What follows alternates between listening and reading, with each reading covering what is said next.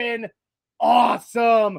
Gosh, man. I mean, you know what? It was a loss. I get it. You know, we had the L, and that sucks. We hate seeing that as Broncos fans. But once again, it was the preseason.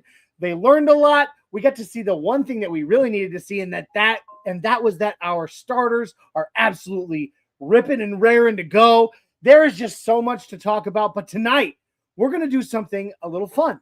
I've got a couple of special guests joining me tonight, and we are going to we're going to use the brand spanking new, shiny 53-man roster tool over on the brand new orangeandbluenetwork.com.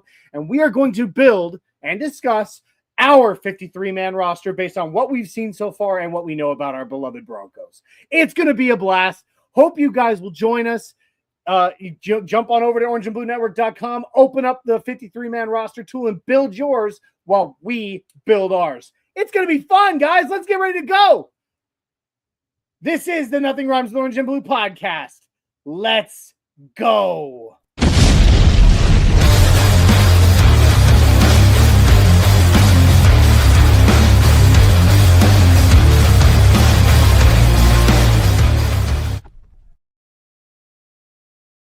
Oh, so smooth, the stats to chew.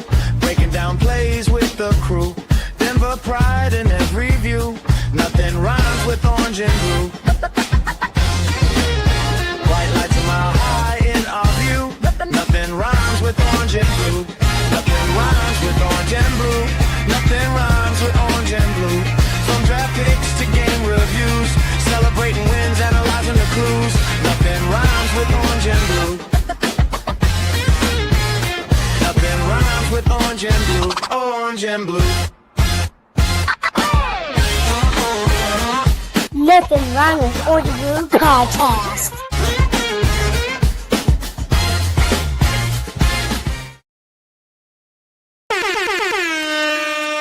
Oh, Broncos country! Welcome to this Tuesday edition of the Nothing Rhymes with Orange and Blue podcast here on the Orange and Blue Network. I'm Johnny Bucky, the Mile High Viking, and I thank you guys for hanging out with us tonight. It's going to be a blast. But tonight, it's a little bit of a different show because Jay, the Denver Dreamweaver, he's out tonight. So instead, thought we'd give you the next best thing or close to it. I'm just kidding. These guys are awesome. You're going to love them, I swear. We've got a special guest tonight who is rocking the late night Broncos podcast circuit over on Still Up Sports.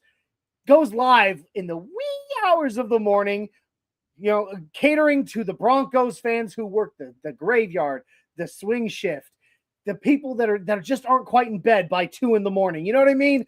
This is Cody Chipa, guys, and give him some awesome love. And let's just give him a round of applause, please. All right.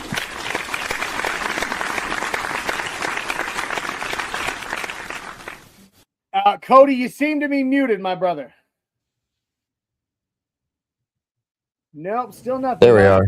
Are we there good? He is. All right. There's Mr. Okay. Cody Chipa right there. Guys, please give him a huge Orange and Blue Network welcome. I believe this is this is the first, or if not one of the first times you've actually been on one of the shows here on Orange and Blue Network. I've been on Broncos Bros, and then Last week I kind of hopped on really late with Tim. That's right. But it's the first time you've been on Nothing Rhymes. Absolutely. So no. Absolutely. So I'm so glad you're here, my friend, and I'm really excited about what we're going to do tonight. It's going to be a blast. I'm excited. So also in the studio right now, I'm going to bring him in right now. You may know him as the Abominable Bronco. I know him as Paul. Other people know him as Nacho. However you know him, this is the founder of the United in Orange tailgate. The Abominable Bronco, Nacho, Paul Marciano. What's up, Paul? How you doing, Nacho? Woohoo! Can you hear me? Good. Well, thank you for the intro, Cody. Nice to meet you. This is my second time on the show. Awesome. I'm not dressed up in my ghillie suit. The Abominable Bronco, a.k.a. Nacho, because of my last name, Marinacho.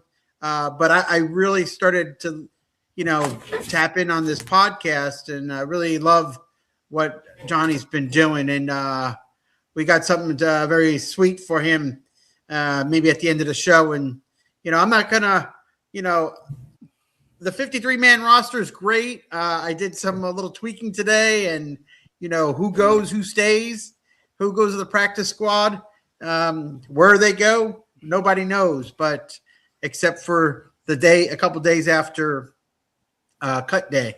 So, anyways, Johnny, take it away. Oh man, well, first of all, I hope you didn't get me anything because the gift is having you here on the show, my friend. But whatever you've got in store for us, it's going to be awesome. I'm excited. I'm so glad you both are here. It's going to be a fun night. We've got some really exciting things that we're going to be doing, and I think it's going to be a great freaking show. But before we do that, let's get some housekeeping out of the way first. I'm going to hit the comments, show some love to our fans.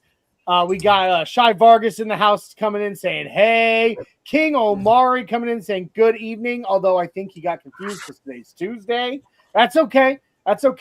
During the week, the days run together, man. The days always run together, right? We got JC Bear 1773 or 1973 That's saying hello. That's your mama? Yep. Hi, Mom. Letting everyone know. Glad she's here. We got Dave Full Glass Glassman coming in saying NRW crew. That's right. We got Bub is the GOAT. Hi, how's your day going? That's a new name to us, so I'm going to go ahead and toast them and say welcome to the Orange and Blue crew. Oh, I love it. And Tim Dog in the house saying, Cody, thanks for hopping the other night. Your comments meant a lot to Mile High Missy. Tim, you're amazing. I love this community. It's an amazing community. Well, we're trying to build a good one, man, and I think we're on the right track to be doing so. So, well, Broncos country is something special. So, yeah, it's definitely a special fan base, and we actually get a message about that later from a Broncos player, sort of. Bonkers Broncos coming in saying, "Oh, hey there." We appreciate you, What's Bonkers. Up, we got Bronco Tiz, the man, the myth, the legend, who's running the brand new orangeandbluenetwork.com saying go Broncos. We have Brandon the Flamethrower saying hello or hollow, and my name is Andrew Dingus. Okay. All right, we'll see where that one goes. But anyway, guys, this is the Nothing Rhymes with Orange and Blue podcast here on the Orange and Blue Network. We are a fan-led, built by fans, for fans network. And our goal on this network is to not only have intelligent takes, be able to talk ball, for real talk ball, but also to have such a damn good time that you feel like you've been hanging out with your friends. So when you run into us at the tailgate or at the game or even just out hanging out in public somewhere, you feel like you've known us forever. That's the goal. Because there are so many shows out there that just talk ball all day long, and that's fine. But we wanted to be a little different. We want you to know us and have some fun. So we appreciate that you're here. And if you haven't already, or if this is the very first time you're doing it, please make sure that you like, subscribe, share, and comment, especially over on YouTube. Make your profile public on YouTube when you subscribe. There's a very good reason for this, because we are on the march to 1,000 subscribers. We are getting there quickly. And when we reach 1,000 subscribers, Orange and Blue Network is giving away this beautiful, authenticated, autographed Nick Bonito mini helmet from his rookie season in a beautiful mirrored display case. All you have to do is subscribe. Let your friends know so they can subscribe. And one lucky subscriber will be adding this beautiful piece of memorabilia to their Broncos collection. What have you got to lose? It's 2 clicks, and you have a chance, and it's valued at between $250 and $300. So I'm telling you, you guys want to do this. Go subscribe if you haven't. You can also catch us on X. You can catch us on Facebook. You can listen to the audio version of the podcast wherever you listen to your favorites. We have a new Orange and Blue Network TikTok as well that you can check out, and come check out the brand spanking new. It's a little over a week old. orangeandbluenetwork.com. It's wonderful. We got a lot of cool stuff on there. I'm going to show it to you here for just a second. bring this up. orangeandbluenetwork.com. Guys, I'm telling you, absolutely, you want to come check out our website. We have a lot of great stuff that's got access right here to the freshest videos.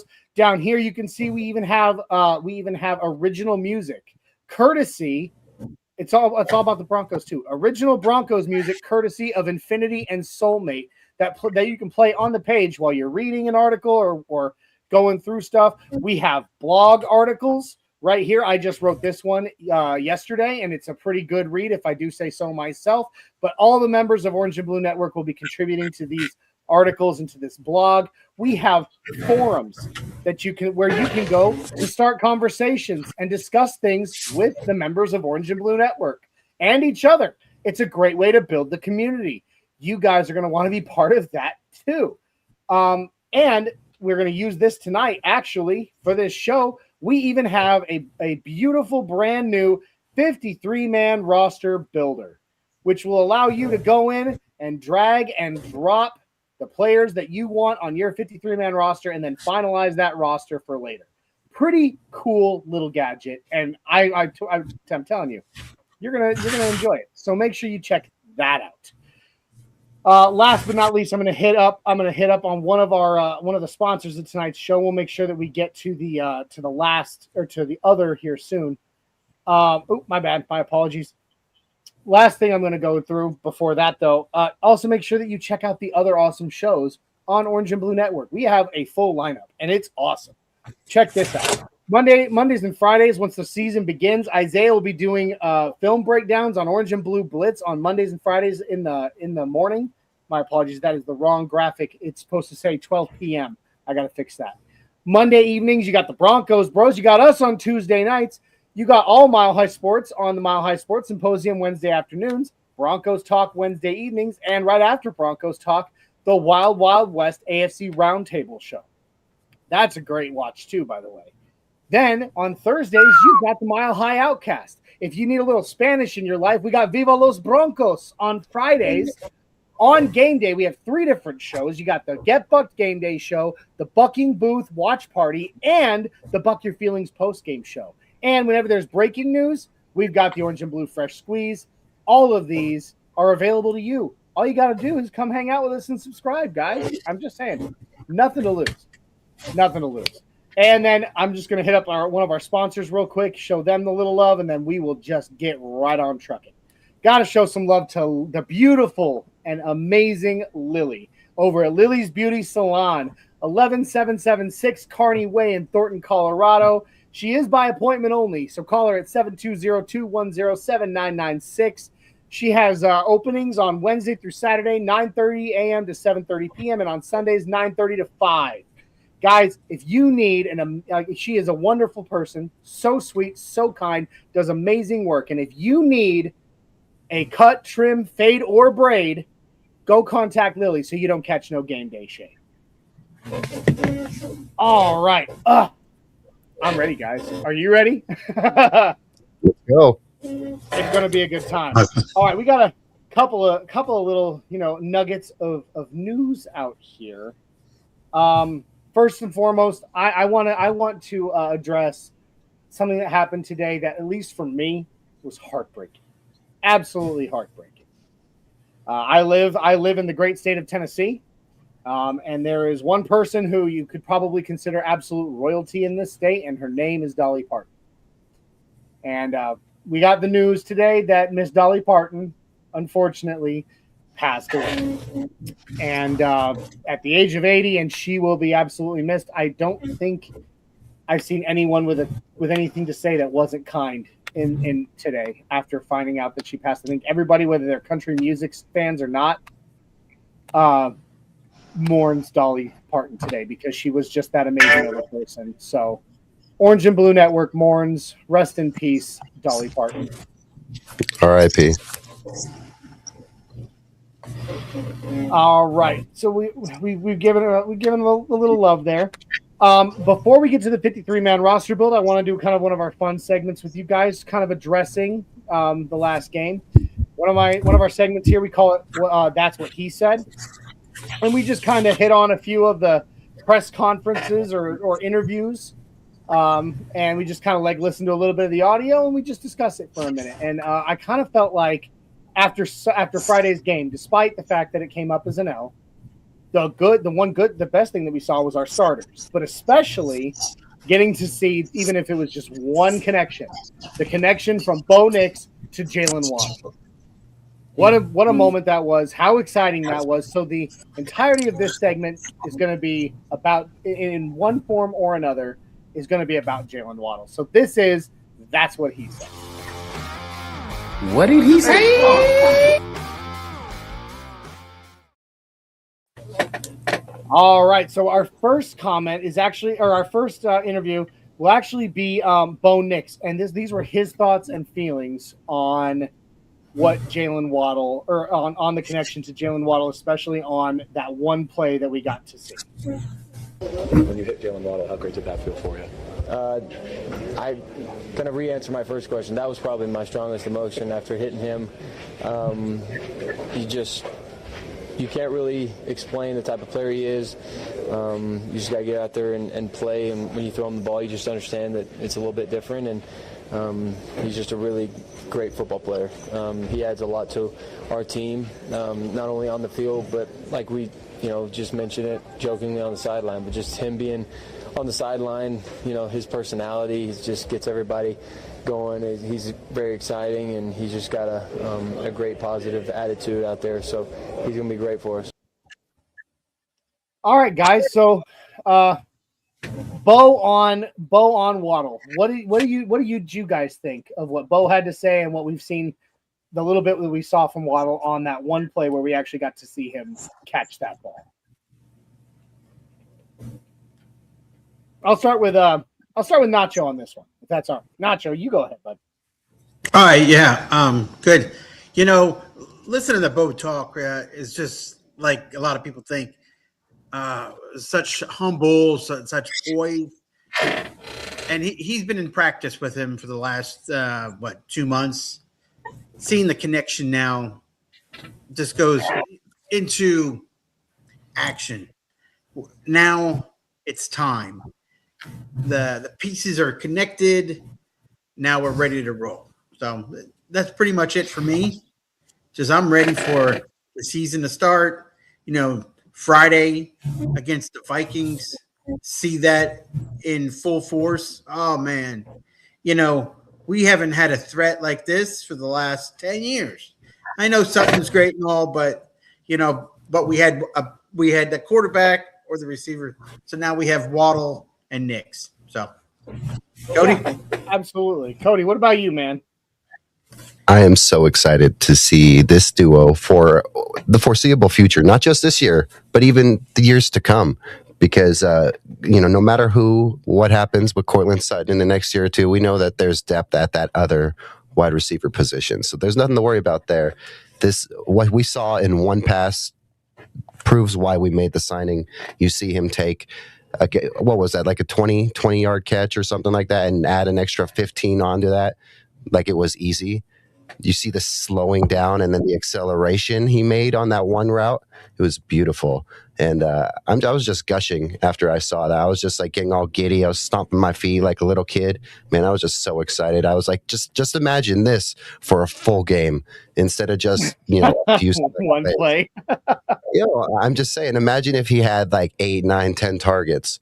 How many of those are he, adding an extra 15, 20, 30 yards to, Yeah. I'm really excited to see, and I guarantee we're going to see it at least once or twice this year. There's going to be a slant. He's going to eat a little corner up someone, whether it's a rookie. He's going to eat someone this year, and there's going to be a slant taken to the house. Just wait for it. I'm just so excited. Yeah, absolutely. Like his acceleration is insane, absolutely insane, and I like the guy is a yak monster, and like. And what was fun about that was that we've been saying that, like, those of us on this network and other shows have all been saying that, like, he is that yak monster. And then on the single one pass that he took, it was apparent in that one pass that he's taken as a Bronco so far. I love that fact. I love it. I love it, Nacho. That's a good background right there. That looks great. But I think I maybe I don't know if was that the one in LA last year? Yep, it was last year. Yeah. I was gonna say I'm somewhere. I am somewhere in there. I don't know where, but I'm in there somewhere. Do you do those here in Vegas? Do you do them here in Vegas? We're working on the one in Vegas, so. Okay, because I will be at Broncos Raiders here in Vegas, so I'll be here. So if I see you, I'll see you. But yeah, no, I absolutely loved what I saw from the Waddle route, and that brings up the next little press bit, and that would be from Sean Payton discussing that route. In this, Sean was asked if Jalen Waddle outran his route, like because he was too fast. But it's still a pretty fun little. Oh yeah, I remember that. I wouldn't say a thing with the route. I loved it. Bryant wins, it's 3 different vertical seams. And when I was watching, I wouldn't have been surprised at all to see Bryant get the throw. Waddle got the throw. He won. I wouldn't say a thing about the route. I loved it. Can a receiver run a route too early? Be too fast for it? Sure, but that wasn't one of them. Classic Sean Payton sassiness. I like that little bit right there. I think it's fun and indicative of what we saw. But yeah, he definitely Sean had a little fun with it. Yeah, sometimes, but that wasn't it. He was right where he needed to be for Bo to hit him, and it was fantastic. Sean seems to be gushing about him. Cody, what are your thoughts on what Sean had to say about the route? I didn't see anything wrong with it either. That's what I'll say. We've heard Bo. I'll actually, lean towards Bo on this. I hope you don't have that clip lined up about Bo talking about it, but I don't. Okay, because Bo's talked about like the speed of Waddle. He's talked about that a little bit, and it's different for sure. It's because you can throw the ball and he can be completely. The anticipation with Waddle has to be on another level because the man is so fast. So you got to have great anticipation, and I think Bo's gotten into that a little bit, talking about Waddle's speed like that. In terms of Sean, though, I don't know. I think he's excited. I think he's gushing like we are too, guys. He's just trying to keep it contained. Yeah. What do you think, Nacho? Timing is everything, right? Waddle's fast beyond imaginable, right? So, all the practicing during training camp and stuff, they're refining their chemistry. They're just going to get better. If Bo's getting out too fast, Waddle might be going even faster, right? So there's that. There are going to be some issues with timing because, you're going to have some of these good defenses coming at us. So they're going to be like, wait, he's going way too fast. Now you got to slow down, Waddle. Like, can Waddle slow down? Yeah.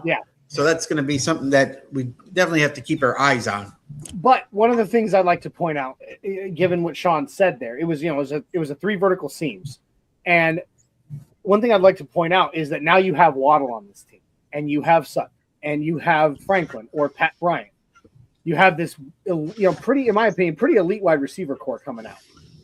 And having him on the field, even if you're not targeting him, even if he's going so fast he outruns the route, having him on the field, they're going to have to choose, who are we doubling down on? And when they double down on Waddle, who's going deep, that's going to open up more opportunities for Franklin and Sutton and Bryant and Mims, if Mims, remains on this team past the trade deadline. It's going to be an absolute it's going to open up so many things for this team. Just him even being on the field. And that is so I would exciting. like to add to that, Johnny. I would love to add to that because I think that with Waddle, a lot of people are expecting, maybe a 200-yard game here or there. Don't be surprised if you see a 30, 40-yard game because they really do anything they can to lock him up. And that's when you're going to see those big from Pat Bryant. Pat has some great yak as well. We've talked about these guys. Marvin Mims, if he gets going, he can have some good yak. So I'm not necessarily concerned about, anyone in this case. Just don't be surprised if in these first few weeks you don't see the jump out the gate with Waddle because you see teams really locking in on him, and that's where you'll see Cortland and everyone else eat. I just want Broncos country to keep that in their back of their mind that if we see it, so does the other team's defense, and they're going to do anything they can to lock down on that guy as fast as they can. They're going to try to solve the Jalen Waddle problem as fast as possible, and that's going to create those opportunities early for these other guys. What he will be is that tide that raises all ships. Like having him on the team opens up the opportunities for so many people. I wouldn't be surprised if it takes at least a good few weeks into the season before he actually has a real like Jalen Waddle breakout game, because you're going to see the defenses doing whatever they can. And again, that's why I expect Cortland to have some really good games these first few weeks, and then I think Jalen will be into that because they're going to really be trying to do whatever they can. Yeah, they know who has the most explosiveness in that wide receiver room, and they're going to try to stop that guy. Absolutely. Any final thoughts on Sean Payton's, bit there, Nacho, before we move on to the last one I've got for us? No, that's good. All right. Well, this one is Jalen Waddle himself, but in breaking from what we've been talking about, it's not about the route, it's not about the play, it's about Broncos country from Waddle's perspective, what he had to say about the fans, because ever since he came to Denver, he has seemed so excited to be here. But hearing what he had to say about being in Mile High with the fans is pretty awesome. So here's Jalen. Wait a minute. Why is that coming up, Sean Payton? Hang on. Let's remove Sean. There we go. Now we bring up, welcome to the microphone, Jalen Waddle. Here we go. This is Waddle on Broncos country.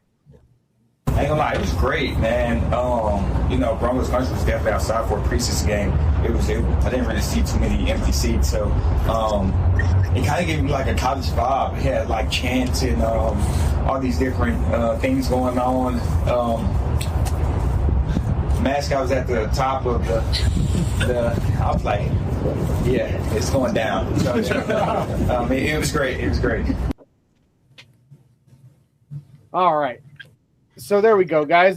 So now we get to hear what he thinks about actually playing in Mile High, because he's never been on this side of it in Mile High, and he's so excited. Especially after Sean Payton's comments about so many fans cosplaying as seats in Atlanta. That's a fun little snippet. But to hear him say there was not that many empty seats.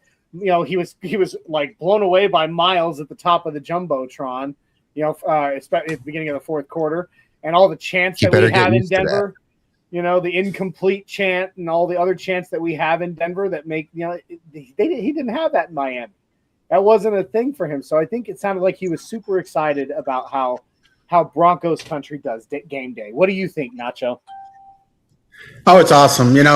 Like you said, seeing Miles up at the top of the scoreboard on fourth quarter, the energy of the crowd, for a preseason game, I was pretty impressed. We lost, but whatever. I think it's a win with the fans starting to realize Mile High Magic's coming back. And Waddle's he knows that Miami was good, but now he sees the light on a potential Super Bowl run and win. If we stay healthy, we got this. We just got to keep focused, and we're going to get this. Absolutely. What do you think, Cody, about what Waddle had to say about us, the fans? I could be wrong. I thought the preseason numbers were 66K, something like that. I could be wrong. Yeah. So George Montoya of the Broncos Bros, he was in attendance at the game. He said that when they made every game, every home game, they announced how many no-shows there were, and the whole crowd boos. Doesn't matter if you said there was only one no-show today. Everybody's going to boo the fact that somebody didn't show up. He said that there were 9,000 no-shows all told. Oh wow! That's amazing. When you consider it's a preseason game, is actually not that bad, to be honest. I think that explains the price of my ticket to the Broncos Chiefs game. Then that explains it all. Which one are you going to? At home? I'll be at Broncos versus Chiefs week 8. I'll be at Broncos versus Raiders here in Denver. I'm here in Vegas. But yeah, I'll be in Denver for week 8 and the bye week. See, I'll be at opening day in Kansas City, Broncos versus Chiefs on Monday night. Nice. I know Jay's gonna be on a little tear too. Yeah, he and I are going together. Cousins meet. We as we meet up at least twice a year together. You guys, it's good stuff. But all right. I told Jay he needs to adopt me because I want a Bo Nix jersey now. I have one. And I mean, you can see I'm rocking my awesome Bo Nix throwback shirt. So, but that's great. Anyway, let's get some more comments and then we'll get into our roster build, gentlemen. Let me see here. We got a lot of people showing some love. Oh, Bonkers Broncos saying, I didn't even know you had a website because we literally just launched it last week. Bonkers. Actually, we launched it the day of the first preseason game against Atlanta. We launched it that morning. So it's brand new. It's so easy. orangeandbluenetwork.com. We got the .com. We didn't get the .net or the .tu. No, we got the .com, baby. It's real. And go check it out because it's real and there's going to be great stuff coming out. Like I said, I dropped a new article on there yesterday and so far it's done well. And all the fun stuff that is going to be there and that we're going to be adding as time goes on. So make sure you go check it out since you just learned about it. A lot of people showing love for Miss Dolly, saying rest in peace. Which, like I said, I live in Tennessee. I live like 45 minutes north of Nashville. And so I'm ready for like the state to like shut down for a whole day in memorial for Dolly. Like just like when the Queen of England died. Because in this state, that woman is the closest thing there is to royalty. She could have ran for governor and won. She would have won by a landslide. She wouldn't have even had to talk about the issues. If they heard Dolly's running, everybody would have voted for her. My 11-year-old son came home from school and I told him that Dolly passed away and he burst out in tears. That's just how much Dolly is loved in the state of Tennessee. So that's like I said, I'm waiting for Tennessee to go on like a statewide shutdown in memoriam of Dolly. Bonkers says Dolly Parton was a gem, not just music, so much more. Mike Carmelini, the host of Mile High Monsters, coming in saying, speaking of elite, this cast is elite, as is the guy who posted the comment. If you haven't ever checked out Mile High Monsters or the Denver Broncos media battles hosted by Mike Carmelini, of which I got to compete in an episode, go check him out. He is as real as it gets. He's and Mike big time, guys. People. He's big time. Mike is good people. He's creeping up on 10K. Your mama's back in there, Cody, saying the energy at Mile High is insane. Love it. It is. Infinity and Soulmate popping in saying, been a long time since the Sheriff, but we're back if Bo stays healthy. Love that Infinity and Soulmate are in the comments. They are the writers and performers of all the original Bronco music that you can find on orangeandbluenetwork.com. And that also has a link that takes you directly to their YouTube where you can check out all of their music. Their stuff is top notch and it's all about the Broncos. So go check them out. Infinity and Soulmate. Love them to death. Tim Dog saying, I'll be at all the games and watch parties. Denver life is great. Shai Vargas, I'm so glad to see Jalen Waddle doing the waddle in Denver. Antonio Acosta tells me the .net will work. So whether you go orangeandbluenetwork.com or orangeandbluenetwork.net, we got them both. So, nice. There you go. All right. So, guys, that'll do it for the comments for now. But I think it's time for us to do a 53-man roster build. So I'm going to bring this up. I'm going to bring our website back to the stage. All right. And this is a really cool tool on orangeandbluenetwork.com. You can come in. There is on this side over here on the you can't really see the mouse, I guess. Yes, you can. There it is. On the left side is the active roster, which is you can see right now is blank, right?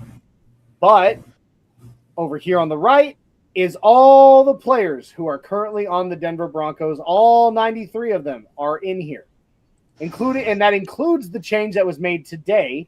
Ron Stone Jr. Coming to the Broncos and Hakeem Butler getting waived. Bye-bye. So what So it's such a simple tool. It's so awesome. You literally make your pick and drag and drop your pick at their position, and boom, they're on the roster for you. Pretty cool, right? So much innovation.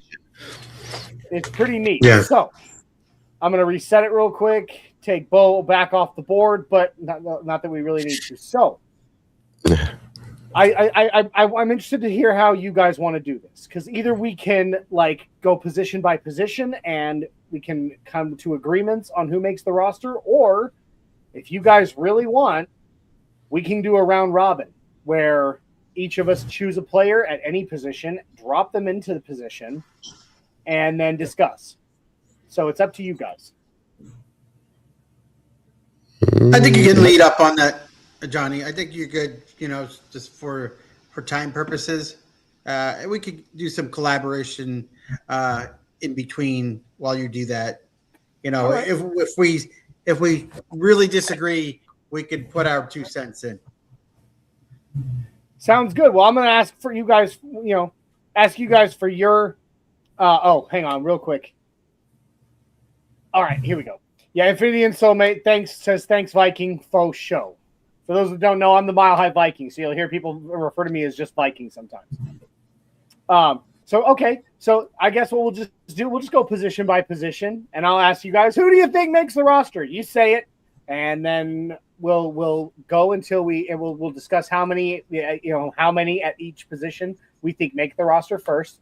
Then we'll make our selections and drop them in. All right. So, guys, it's a really tough, really, really, really tough thing to say. Who makes it on the team as quarterback? I don't know if we can pick. Cody, so I have, of course, Bo, but then I think Sam is going to take the number 2 spot. I think there's going to be something with Stidham. There might be some weird stuff going on, but Ehlinger is going to take the number 2 spot. Jared Stidham's going to. All right. What do you think, Cody? If I had it my way, man, we would be trading for a quarterback. But since there's no trades here, so we can't include that. Sadly, I'm just not as high on the backup quarterback situation as some others are. But in this case, I think you're rolling with. I don't want to say 3, but I guess 3, right? Are you rolling with 3?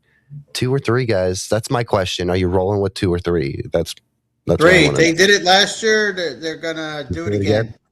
Yeah, it feels like that. So, and to me, it makes me feel gross because I just don't like the options at backup in general. But I understand. So yeah, there you go. I think it's fair to say go with the same QB room. Okay, so all 3 of them make the roster in your opinion. But here's the thing. I'm going to show you here at the bottom. We also have practice squad and the IR and pup list. So this is just for our 53. We're going to at least do the practice squad too. But do you think that all 3 are on the active roster? Because I don't. I think at least one of them sits on the practice squad. Well, probably Ehlinger, right? Ehlinger to the practice squad. Who do we think? Yeah. Who do you think backs up Bo, and who do you think goes to the practice squad? I think you guys are right. Stidham's going to be the backup, right, Cody? I would prefer in this case Ehlinger just for something new, but it's probably going to be Stidham. So go with Stidham onto the roster. Go with Ehlinger to the squad. Yeah, I hate it. I really do. I hate that. I have no faith, none, in Stidham after the AFC Championship game. I just don't. And what I saw of him this last week, still no faith. But I think I got to go with you, Sean Payton. He's a Sean Payton guy, and Sean Payton is loyal to a fault to his guys. So that's your only option. I think Stidham. I agree with you. Stidham goes as Bo's backup. All right, and then we'll take Sam Ehlinger, and Sammy Boy, as much as I wish he'd be on the 53, is going to be on the practice squad, at least for now. Yeah. All right, so that does it for quarterback. Now we're to the running back room, and I know that Cody's just itching to make his first pick to the running back room. So Cody, who's the first one that makes the 53 from the running back room, and first of all, how many running backs do the Broncos field on the active roster? 3 running backs. I'm not counting fullback in this, but we are keeping Prentice on the roster still. But yeah, I'm going 3 running backs: J.K. Dobbins, Jonah Coleman, R.J. Harvey. But put Jonah on there first for my satisfaction. Okay. Can you play my theme song? My Jonah Coleman. Oh God, Jay's not even here, and I still have to listen to this thing. Yes. As the vice president, I have to come and do my duties when the president's down, guys. And I'm not even sure where he has that. Oh man, I'm trying to follow party lines. Oh, okay, I found it here just for you, Cody. I'll play it one time, and then I will not play it again during the show because, like I said, Jay's not even here to make me listen to it. And apparently, maybe on the way out. Anyway. Maybe on the way out. Yeah, likely not. But here we go.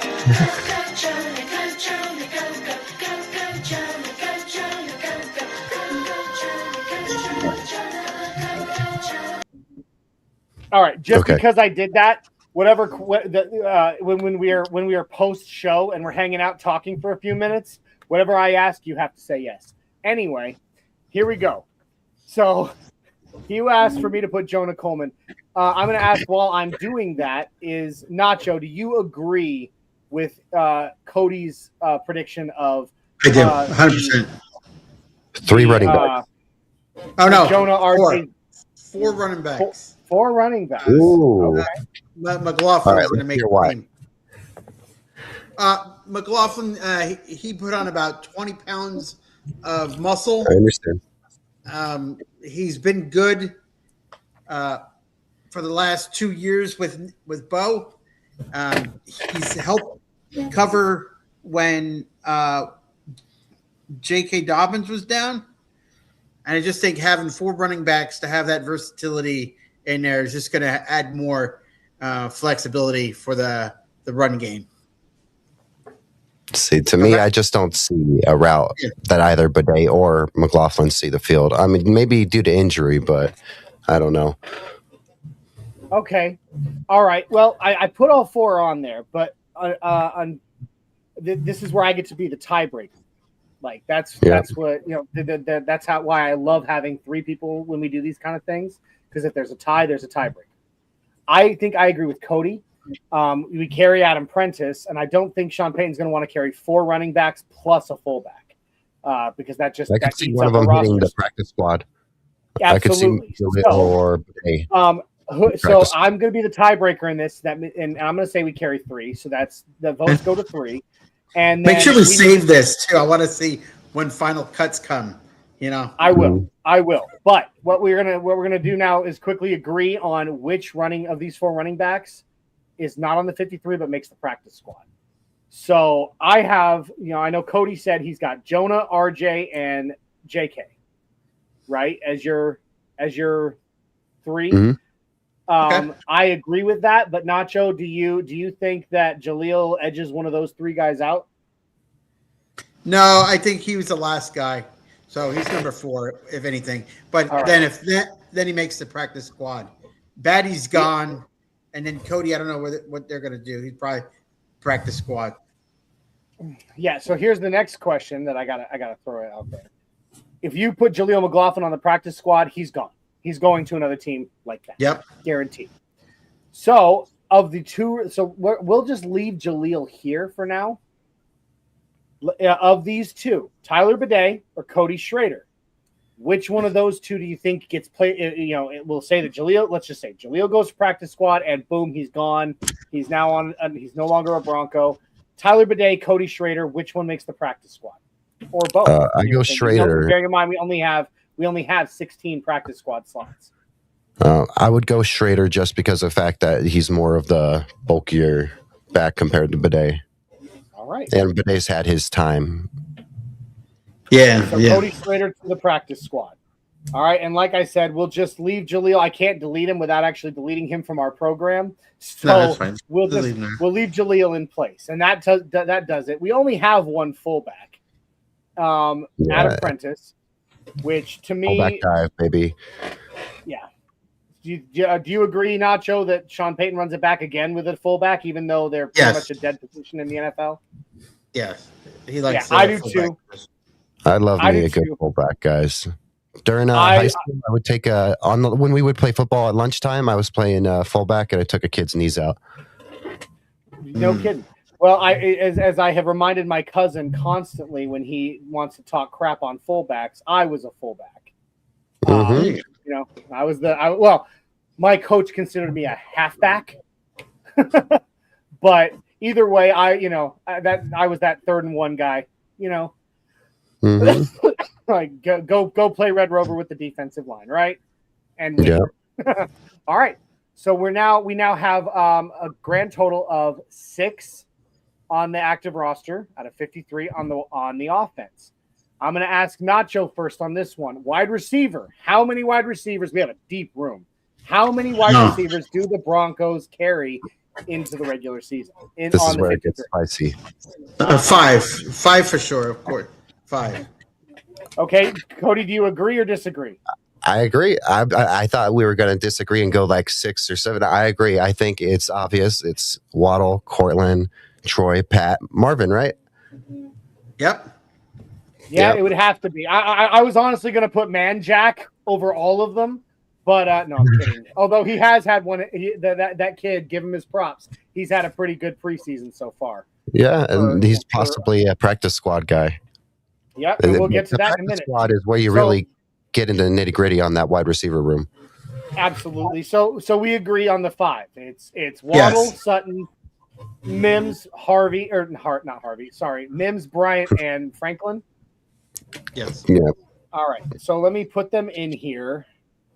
Hakeem Butler appears to still be on here, which bye Hakeem Butler. Fixed, but it was fun while it lasted. But just because I as much as I love Sutton, I'm so excited to have Waddle on this team. I'm putting him as number 1.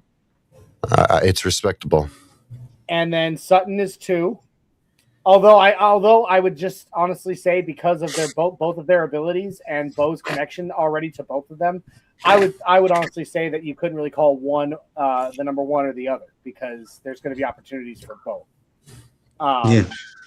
As in my opinion, I'm going to go Bryant 3rd just because he's of the amazing camp that I do apologize. It kind of drags there for a second because of the amazing camp that he's had.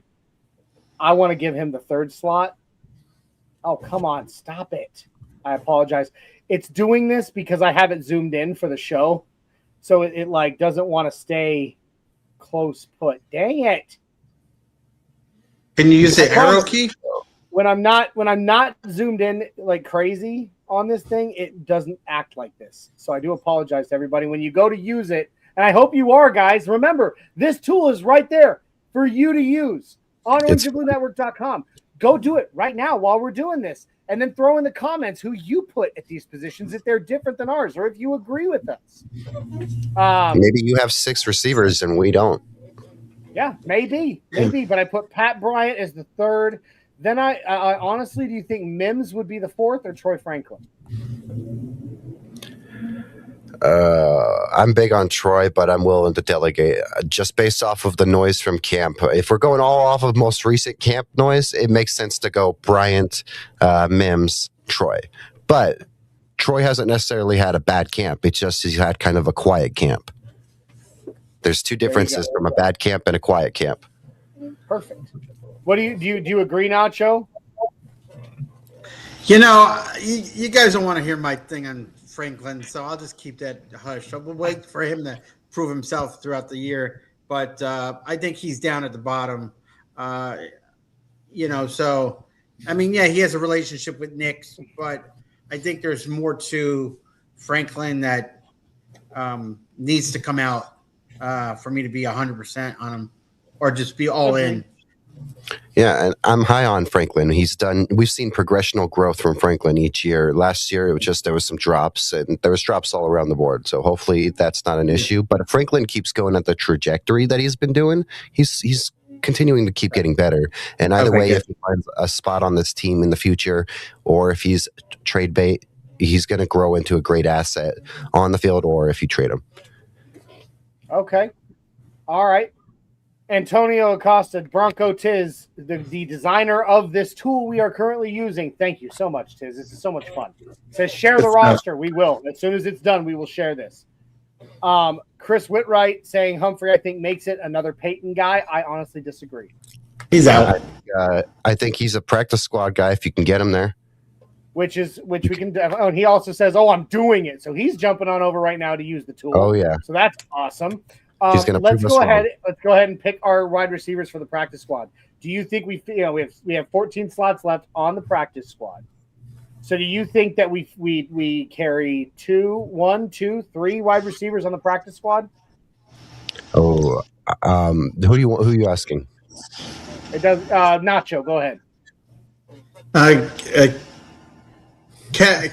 you say this? Colby Cactus. Colby Cactus. Yeah. He makes a practice squad, and then I want to say, I want to say Humphreys will make the practice squad if he doesn't get released. But what do you think? What do you think, Cody? Is there a different name, or do you agree with both those names, or only one name? What do you think? I think the discussion here is definitely: are you going with 2 or 3?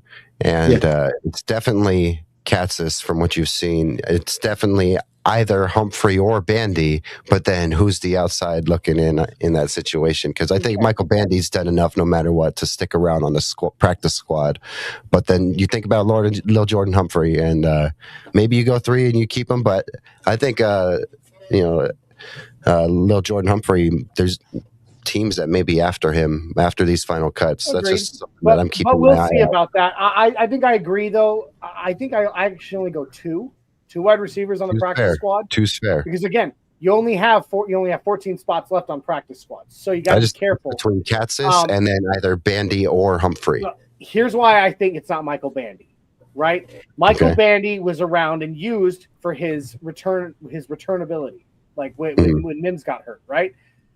Honestly, I think Katzis with a little bit more development will be far better than Bandy at that, and that basically takes away the skill set, or takes away from the need for Bandy. So I think if you're keeping Katzis on the squad, you're also and I think you're keeping Lil Jordan Humphrey because, as it was stated by Chris Whitwright of the Mile High Sports Symposium, Lil Jordan Humphrey is a Peyton guy, so he's not going to let him go just yet unless the team snags him. So I think it's going to be. I think I agree. It's Katzis and Humphrey to the practice squad. Do you guys agree? I agree with that. I just think that if anyone's in that outside looking in, making the discussion, it's probably Bandy or one of those other guys, I guess.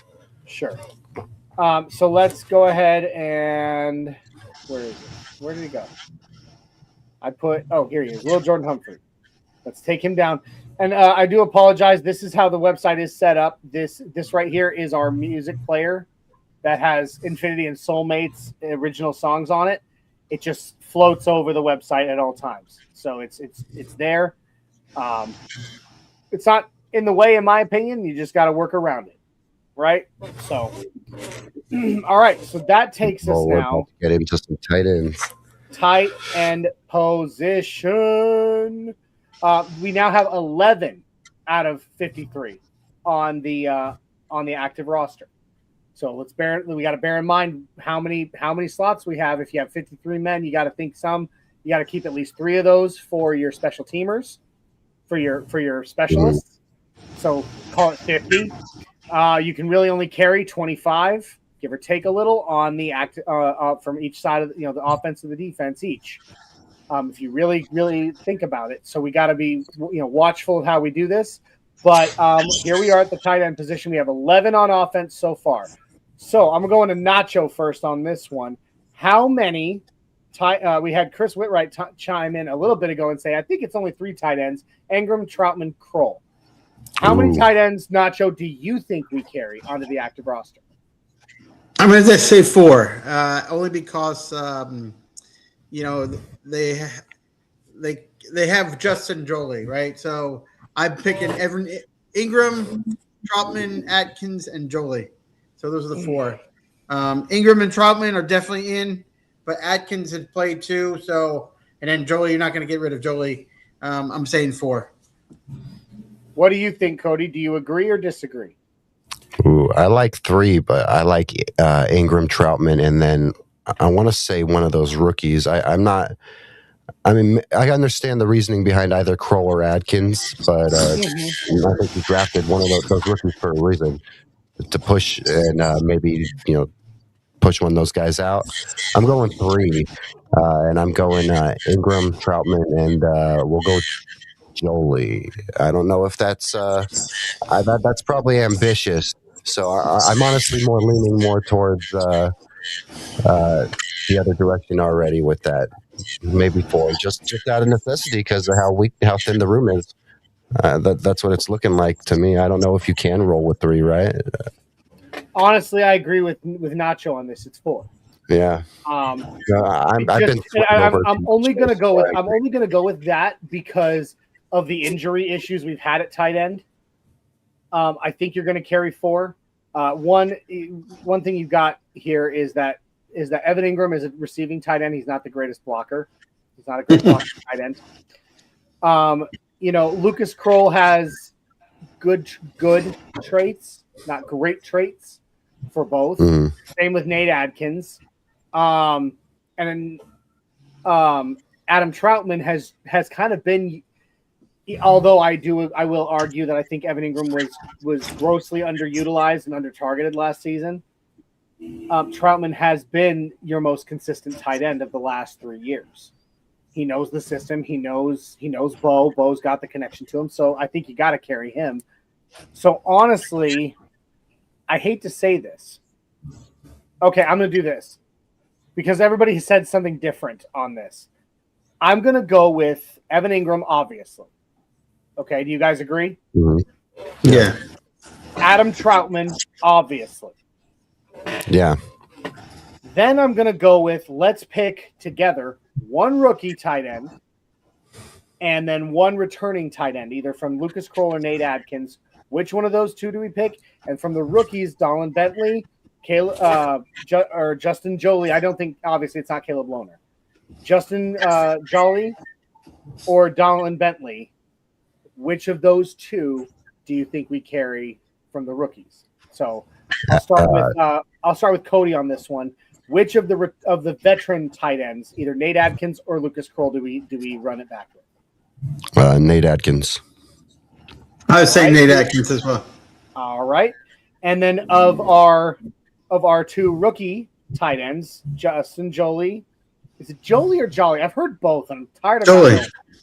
So I'm particular to Jolie because he's from my high school. He's from and some of my high school coaches they actually coached him, and they're like, "This guy's insane," So I'm like, "Okay, tell me more, guys." So, all right, what do you think, Cody? Bentley or Jolie? Jolie. All right, then we'll go with it. I was actually going to say Bentley because of what he showed us, but you guys beat me in the tiebreaker. So there it is. There's our tight end room: Evan Ingram, Adam Troutman, Nate Adkins, and Justin Jolie.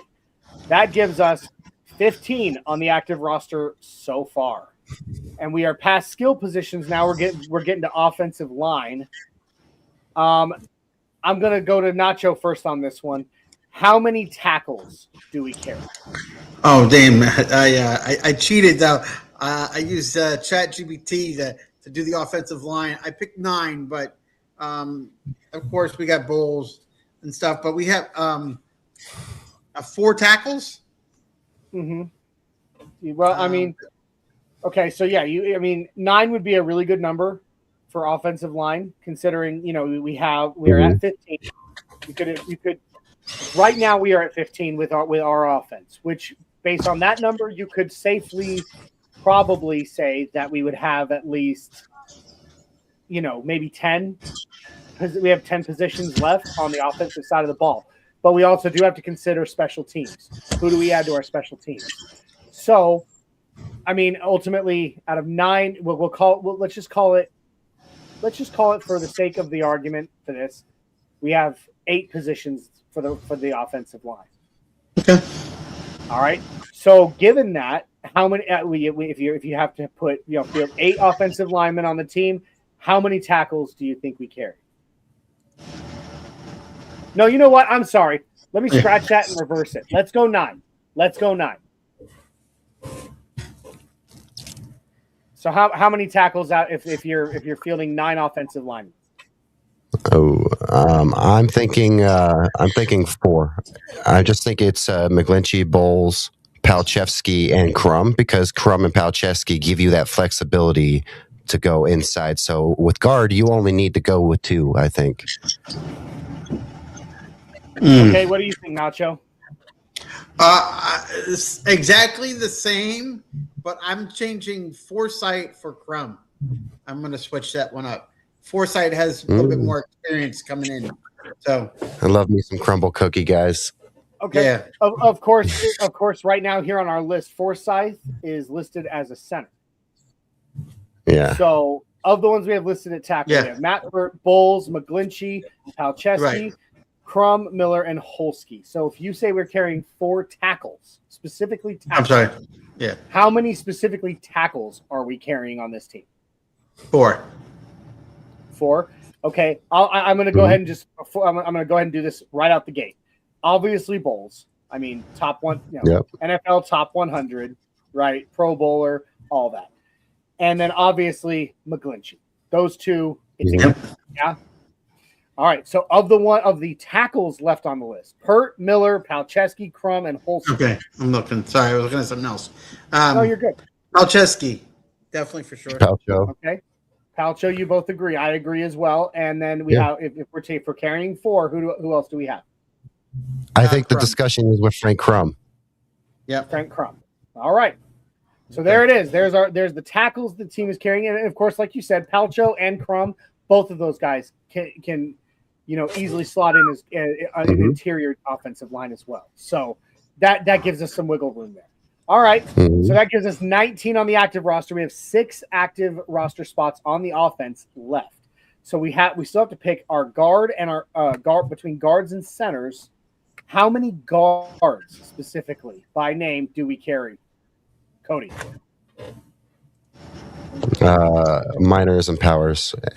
That's why I like our tackle choices, guys, is because you basically have 2 tackles who can play guard. Yes. Okay. What do you think? Do you agree there, Nacho? I think you need the extra help at center. This is why we're planning ahead. Yeah, that's a good point, Cody. All right. Okay, so do you agree on those 2? Minors and powers is our 2 guards. Yeah, I saw them last year. They were looking good. Ben Powers is a beast. All right, that gives us what do we see? 6 on the offensive line right now. Taking us up to, I believe, what are we at now? 21 on the offensive side of the ball. In terms of numbers, we're looking good. I think so. I want to bring this up before we pick center. How about what does everybody think of Cage Casey? I mean, this kid's new, he's young, but he is an all-around offensive line guy. He can literally play all positions on the offensive line. Do you think we carry him, or do you think he goes to the practice squad? My roster said that I put him on there, so I did a little bit of work beforehand. So I even did a little bit of analysis. Go ahead. I think that I agree, honestly. Like I said, the guy, he's versatile, and I think that Sean Payton and Davis Webb will appreciate that versatility. His ability to go in at any position that we would need him to. He is young and he needs the experience. At all? Huh? Has he gotten any run at center at all? Do you know? He has in practice, and I know he did a lot of it in college. Okay. So, I mean, the real question, obviously he would have to practice up.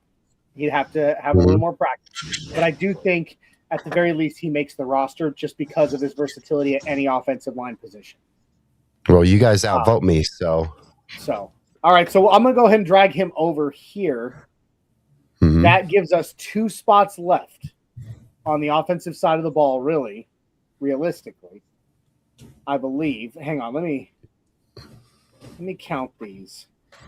Where are we at? We got 2, 3, 2, 5, 6, 11, 15, 19, 21, 22. So realistically, 3 offensive spots left, and that's if we're using a lot of these guys for our special teams as well.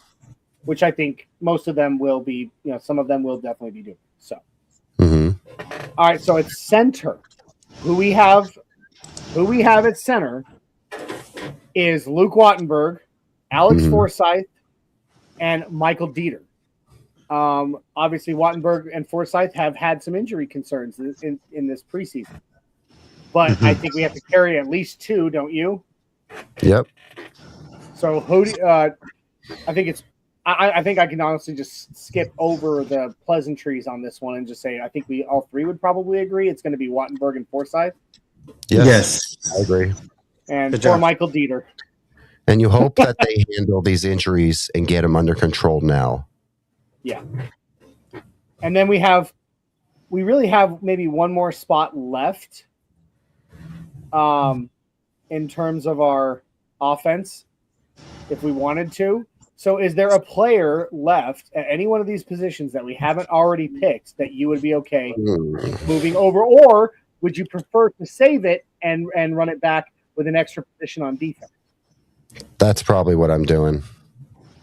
Yeah. I'm in the same boat on that one. I would carry these inside linebacker depth. Inside linebacker or cornerback. But yeah, I agree. Let's hold on to that, and we're now carrying 24 on our active offensive line. All right. With that, we're at 1 hour and 6 minutes. We usually go for about 1.5 hours, but there's no set time limit on the show. Do either of you have a time you have to go? No, I'm here all night. Yeah, I'm here all night too. Oh, sweet. I just want to make this. I just got to make the announcement in a little bit. So, okay. Well, I'd like to show love in 2 ways. Before we go on to the defense, I think it's time to show some love to the other sponsor of Orange and Blue Network for the show tonight, and that is Dubby Jitterless Energy Blend. You guys, you can find Dubby you can find the link for Dubby in the bio below, dubby.gg. It takes you over to Dubby Jitterless Energy Blend. Dubby comes in a multitude of amazing flavors. It's got enough energy to kick you in the butt and get you going on your day and keep going on your day without the midday jitters or the afternoon crash, because Dubby has absolutely no sugar in it. It also has no calories, maltodextrin fillers, or artificial colors. It's all natural, nothing but amino acids, B vitamins, and nootropics, and the caffeine in Dubby is derived directly from the coffee fruit. So it's as absolutely natural as it can possibly be. It's good stuff. It tastes good, and it does its job. So I'm telling you, you want to go get the Dub. I am partial to the beach and peach flavor. Jay, my cousin and normal co-host, is all about the Galaxy Grenade, but there's Dub Sludge, which is like a green apple. There's even a s'mores flavor that you mix with milk. Pretty cool stuff. Awesome brand. So go check out Dubby. Punch in code OBN10 at checkout to get 10% off your order and let them know that Dubby sent you. The other love I'd like to show right now is to Mr. Paul Marinaccio himself. I put this up here so that you could shamelessly plug the United and Orange Tailgate. Would you please, sir, tell us a little bit about the United and Orange Tailgate? Awesome. United and Orange Tailgate's been doing tailgates for over 18 years. I believe this is our 18th year. Initially, we started against the Chargers and the Broncos down at Qualcomm. It's continued to flourish with amazing, the fans. You see like Poppy's Barbecue. People are starting to come in, and now we have MVP, Merging Vets and Players. So this is a nonprofit for veterans and professional athletes to overcome some challenges.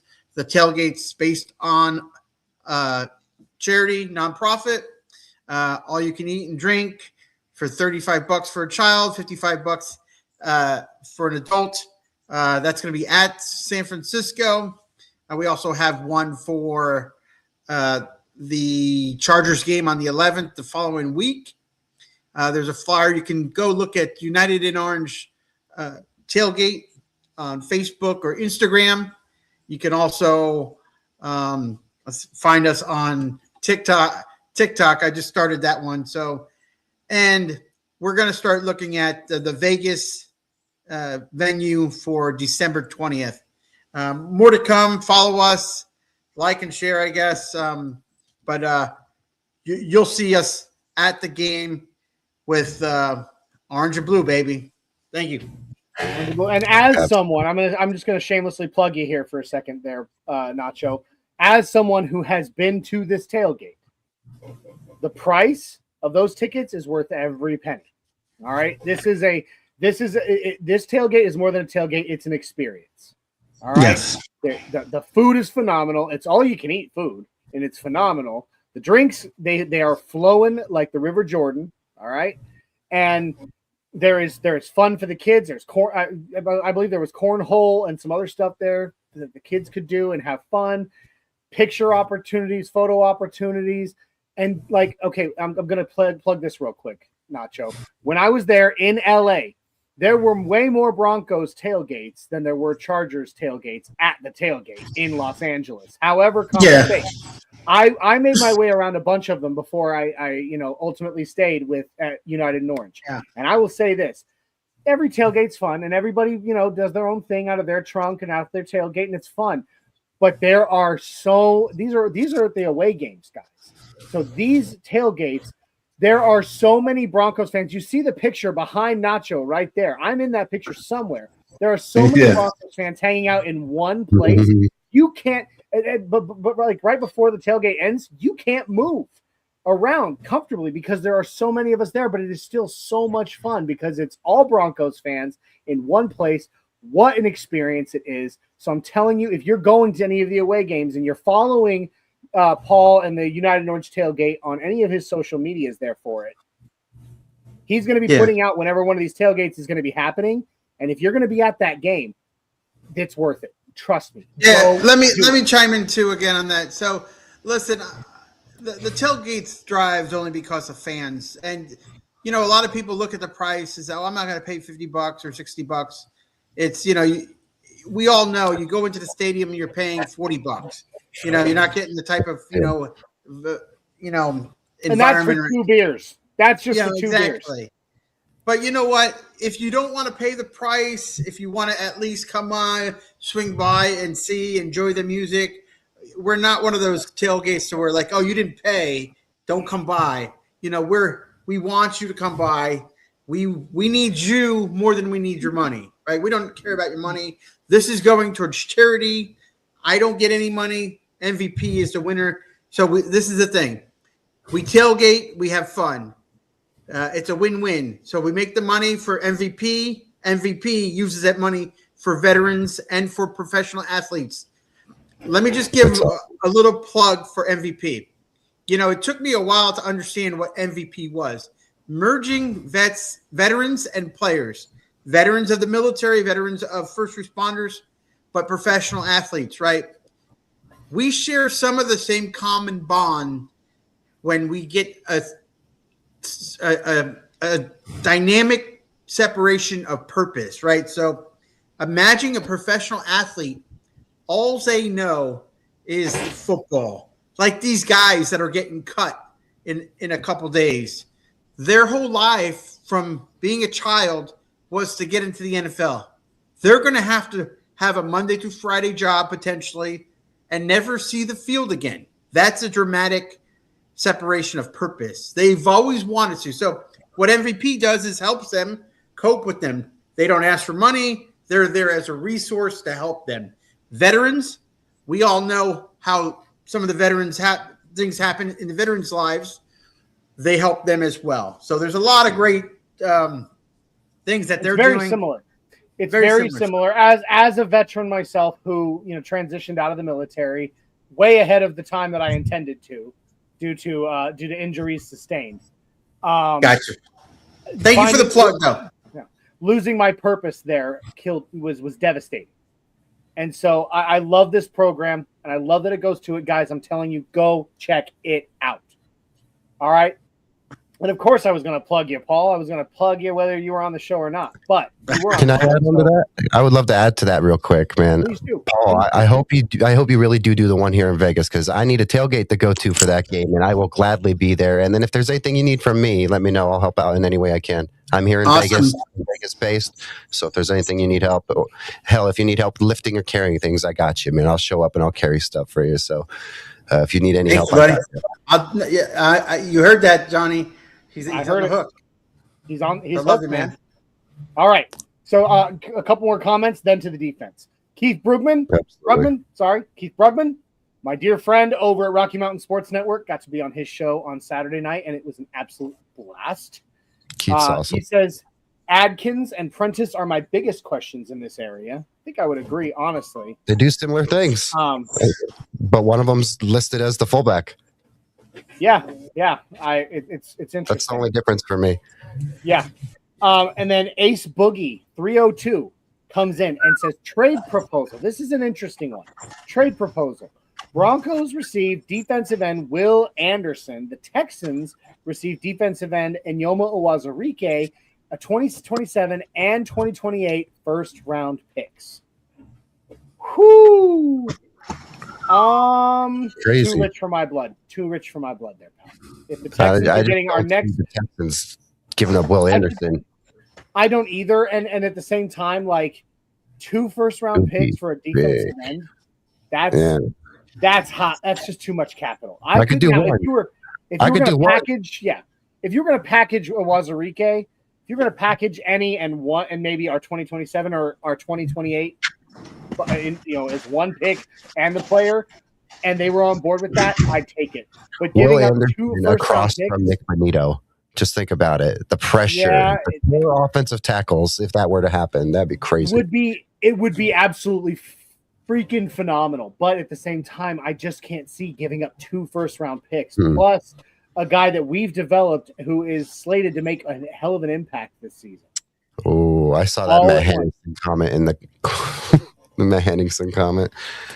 Very sad for Matt Henningsen. I was really excited for him. And sadly, each year with these injuries on Matt Henningsen, it's right as he's having a great camp. The story leading up to each injury was he's having a great camp, and then this happens. So maybe he needs to have bad camps so he can stay healthy, because this is crazy. I feel bad for the man because it's both Achilles, one after the other each year. It's not the same one. It's both of them now. I don't know how you come back from that. Sucks. I'm going to pull up this one next. Our dear friend over at the Fired Up Tailgate, Mile High Missy. Love Missy. She comes in saying, hi, guys. Hey, Missy. I know that you jumped on the post-game show after I left the other night. If you want to come in, just shoot. Just let me know. I'll send you the link. You can join us for the back end of our 53. We got LSLS P6N saying, giving back to those who gave so much for us, win-win situation. Our good friend over there at Mile High Sticking, Graham Tidekey, coming in saying, good evening, fellas. What's up, Graham? Good evening. See you. Graham says, excited to hear how Johnny says my last name tonight. Just playing. Did I say it wrong? Tidekey? Johnny, can I tell you, Johnny, you have not said my last name correctly. Is it Chepa or Chepa or what is it? That was it. Chepa. It's Chepa. Okay. Yeah. I apologize. I don't think much of it. Well, I know, but I am such a stickler for saying a last name properly. I apparently hadn't been saying Paul's last name the right way either. Still. And as soon as he said it right tonight, I was like, oh, because nobody ever gets my last name right, and it drives me nuts.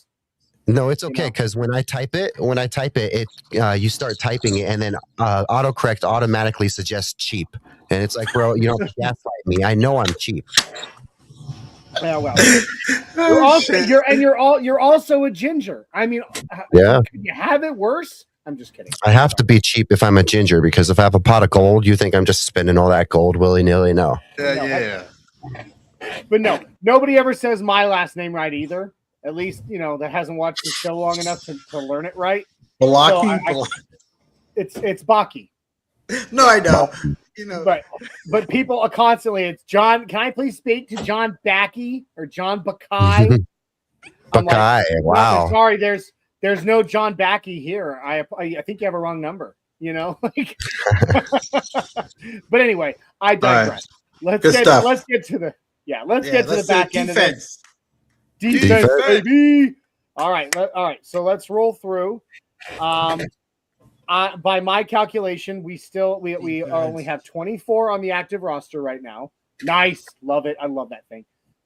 We have 20, so we have 24 on the active roster, giving us a grand total of 28. Well, sorry, not 28. 26 left. Besides our three. Why don't we just get this out of the way? Let's get this out of the way. We're at 24. Let me go down, and let's go ahead and move our specialty positions over. Good job. Let's just get that out of the way. Do you guys agree? I feel like it's a huge battle in camp for kicker, don't you? No, I wanted to know what your thought is on Mitchell Fabroni versus Luke Basso. That's the conversation at long snapper, right? Yeah. So do we agree Crawshaw and Lutz automatically? There's no doubt because they're the only two. Yeah, Fabroni.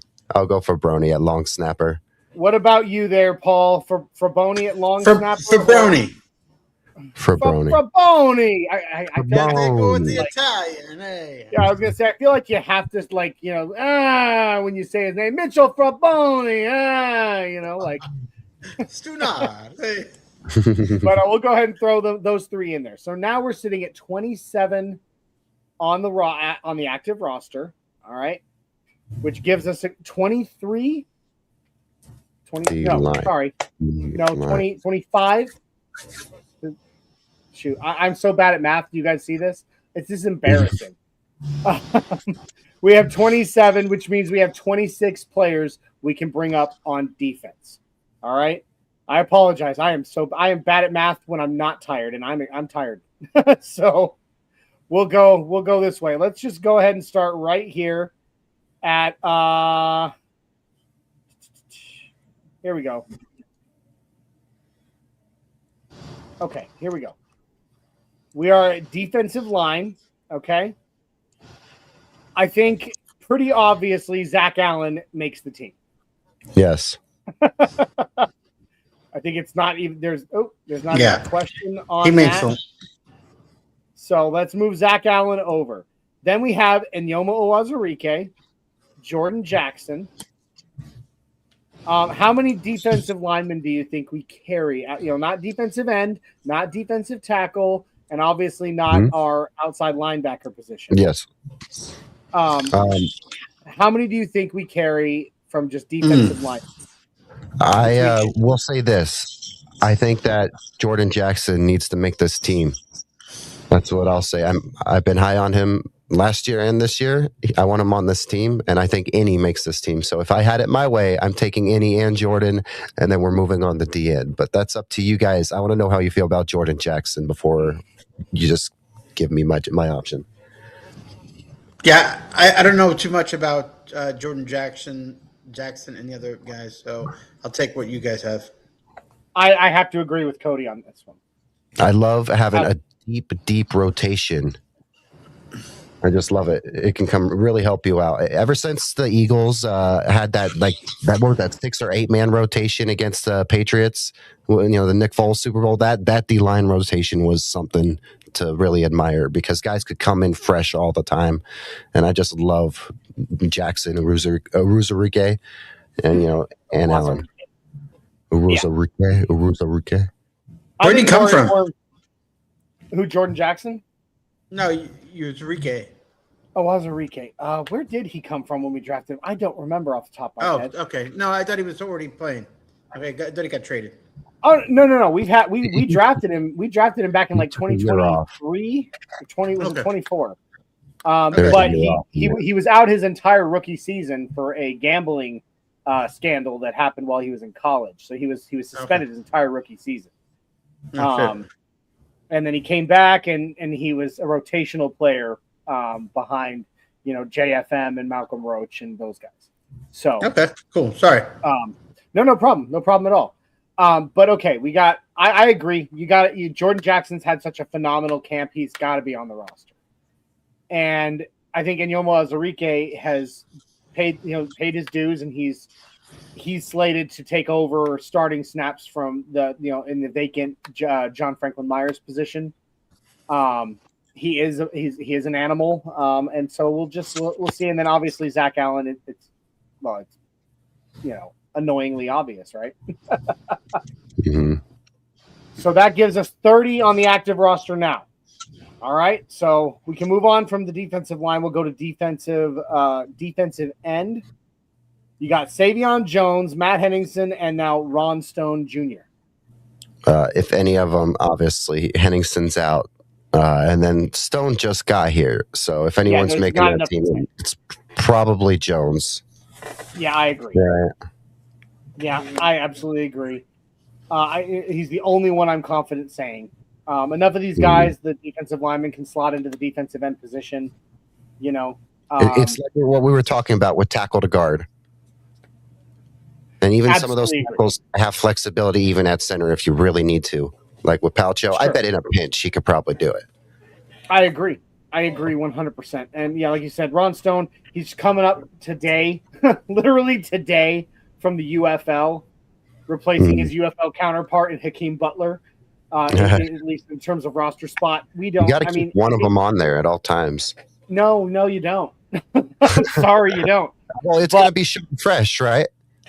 Yeah, I don't know. I liked Hakeem Butler, in the UFL, but he just didn't work out here. And Ron Stone, I think he's honestly just here to create some camp competition for the last. Yeah, with what's left. I don't think he's going to be ready for an NFL game. Just I don't. Sadly, he's a camp body. I think the only one that makes it here in defensive end is Savion Jones. What do you think, Paul? Savion Jones for sure. I'm ready for him. Yeah, he's been special since we drafted him last year. So I think I'm really excited to see what he does this year as well. Now we can go to defensive tackle. Now this one is where it might get a little more dicey. You obviously have Tyler Onyedem, our rookie, who has had an amazing camp, and the guy's got arm length for days. You got Tyler Onyedem, you got DJ Jones at nose tackle. I think DJ. I don't know if you guys agree, but I think DJ Jones is an obvious lock. Yes. So let's go ahead and drop him. Let's go ahead and drag him over here. I argue that same is for Malcolm Roach and Tyler, right? We can maybe agree with that. Absolutely. Yeah, Malcolm Roach. And with Tyler, I think the draft status and then all you've heard from camp, no matter what, he's making this team. And we've seen it a little bit too already. Yeah, we did. We have in the preseason. He looks amazing. Pressure machine. And I'm really excited about this kid. So you agree, DJ Jones, Malcolm Roach, Tyler Onyedem, the three of them all make it. Do we think either of these gentlemen, Jordan Miller or Christian Williams, make it? I honestly think one of them is going to the practice squad, and the other one. I think it's Jordan Williams going. I mean, Jordan Miller going to the practice squad, probably. Right. That's just what me. Do you think? Yeah, I haven't been following these guys, so fair enough. Yeah. We'll go ahead and just drop Jordan Miller there. Line guys, love me some depth guys. Absolutely. All right, so that basically on the defensive line, technically, right, gives us 7 defensive linemen aside from our pass rush, our outside rush. I think that's a good number, honestly. I think that putting Savion Jones as the only one as officially defensive end, but these guys here, they can all play that defensive end position. Yeah. I think carrying these 7 is a safe bet. What do you agree? And again, I think it's a safe bet, but I will also say Jordan Jackson of all of them is like the real extra cushion in there. If you really think about it, because all of them really felt like they were going to maybe make the team, but then I think Jordan Jackson's the one that's like, oh, hey, he made the team. I think he's going to make it because of just you want to keep that depth. And again, 7's a good number. We could have went 8, but I think we got some going to the practice squad and stuff. There's not that much to worry about that. We're going to need to be thinking about these spots when it comes to corner. Agreed. So that puts us at 34. 34 on the active roster right now between offense and defense. What's up? I read Jay's comment. I bet Jonah Coleman can play deep defensive line. There it goes. It pops up there. Probably in a pinch, Jay. I wouldn't put it past our Lord and Savior. Yeah. Dude, he is 5'8". Putting him on the defensive line, he's going to die. He played the song. He's going to be wiped off the shoe of an offensive guard. Are you kidding me? We'll have Jonah Coleman blitz off the edge like Jaquan. We'll have him blitz off the edge like Jaquan. Oh, okay. All right. Yeah, you do that. We'll see how that ends up. All right. All right. So that gives us our defensive line. Now we got to do our pass rush, our outside linebackers. And this is where we needed some of those spots as well. Yes, we have to be careful here because we don't want to overpick. We're at 34. How many, Cody, I'm going to start with you. How many pass rushers do you think that we carry on this active roster? 5. And Nick Bonito, Jonathan Cooper, Q Robinson, Jonah Ellis, Dondre Tillman. Okay. Those are the people I had as well. Wow. You had all 5 of them there, Paul? Yeah, I had the same ones. All right. So we'll go Nick Bonito first because that's obvious. Of course, we have to consider the fact that Jonathan Cooper, he makes the team, but who knows what could happen? Somebody else might be. Who knows what could happen? I honestly think we're going to hear from the league this week. Mm-hmm. If not right after the like next week, right after the last preseason game before the season opener, that he's going to be suspended.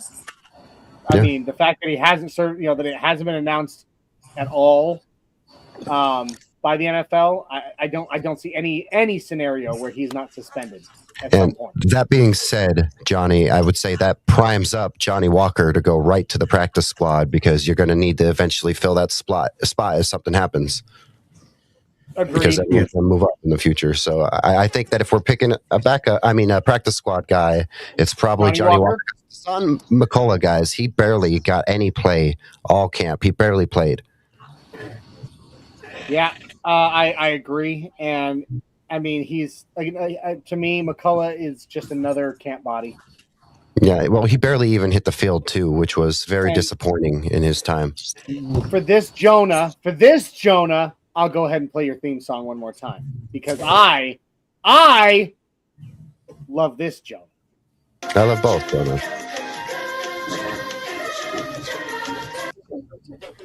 All right. I know. I'm sorry. I cut you short there. We need to play it for an hour loop. An hour loop. I would probably drink myself to death. I'm going to be honest. Just pick a nice little orange and blue background and then play it for an hour, like how I've done on my channel with the late night music stuff. Just do that. Then make it the Jonah song. I don't know how old you are, Cody. And I know Paul's older than me. But I don't know if you all remember the TV show Dexter's Laboratory. Oh, yeah, of course. Cartoon Network. I'm in my Dexter phase right now. Can't you tell?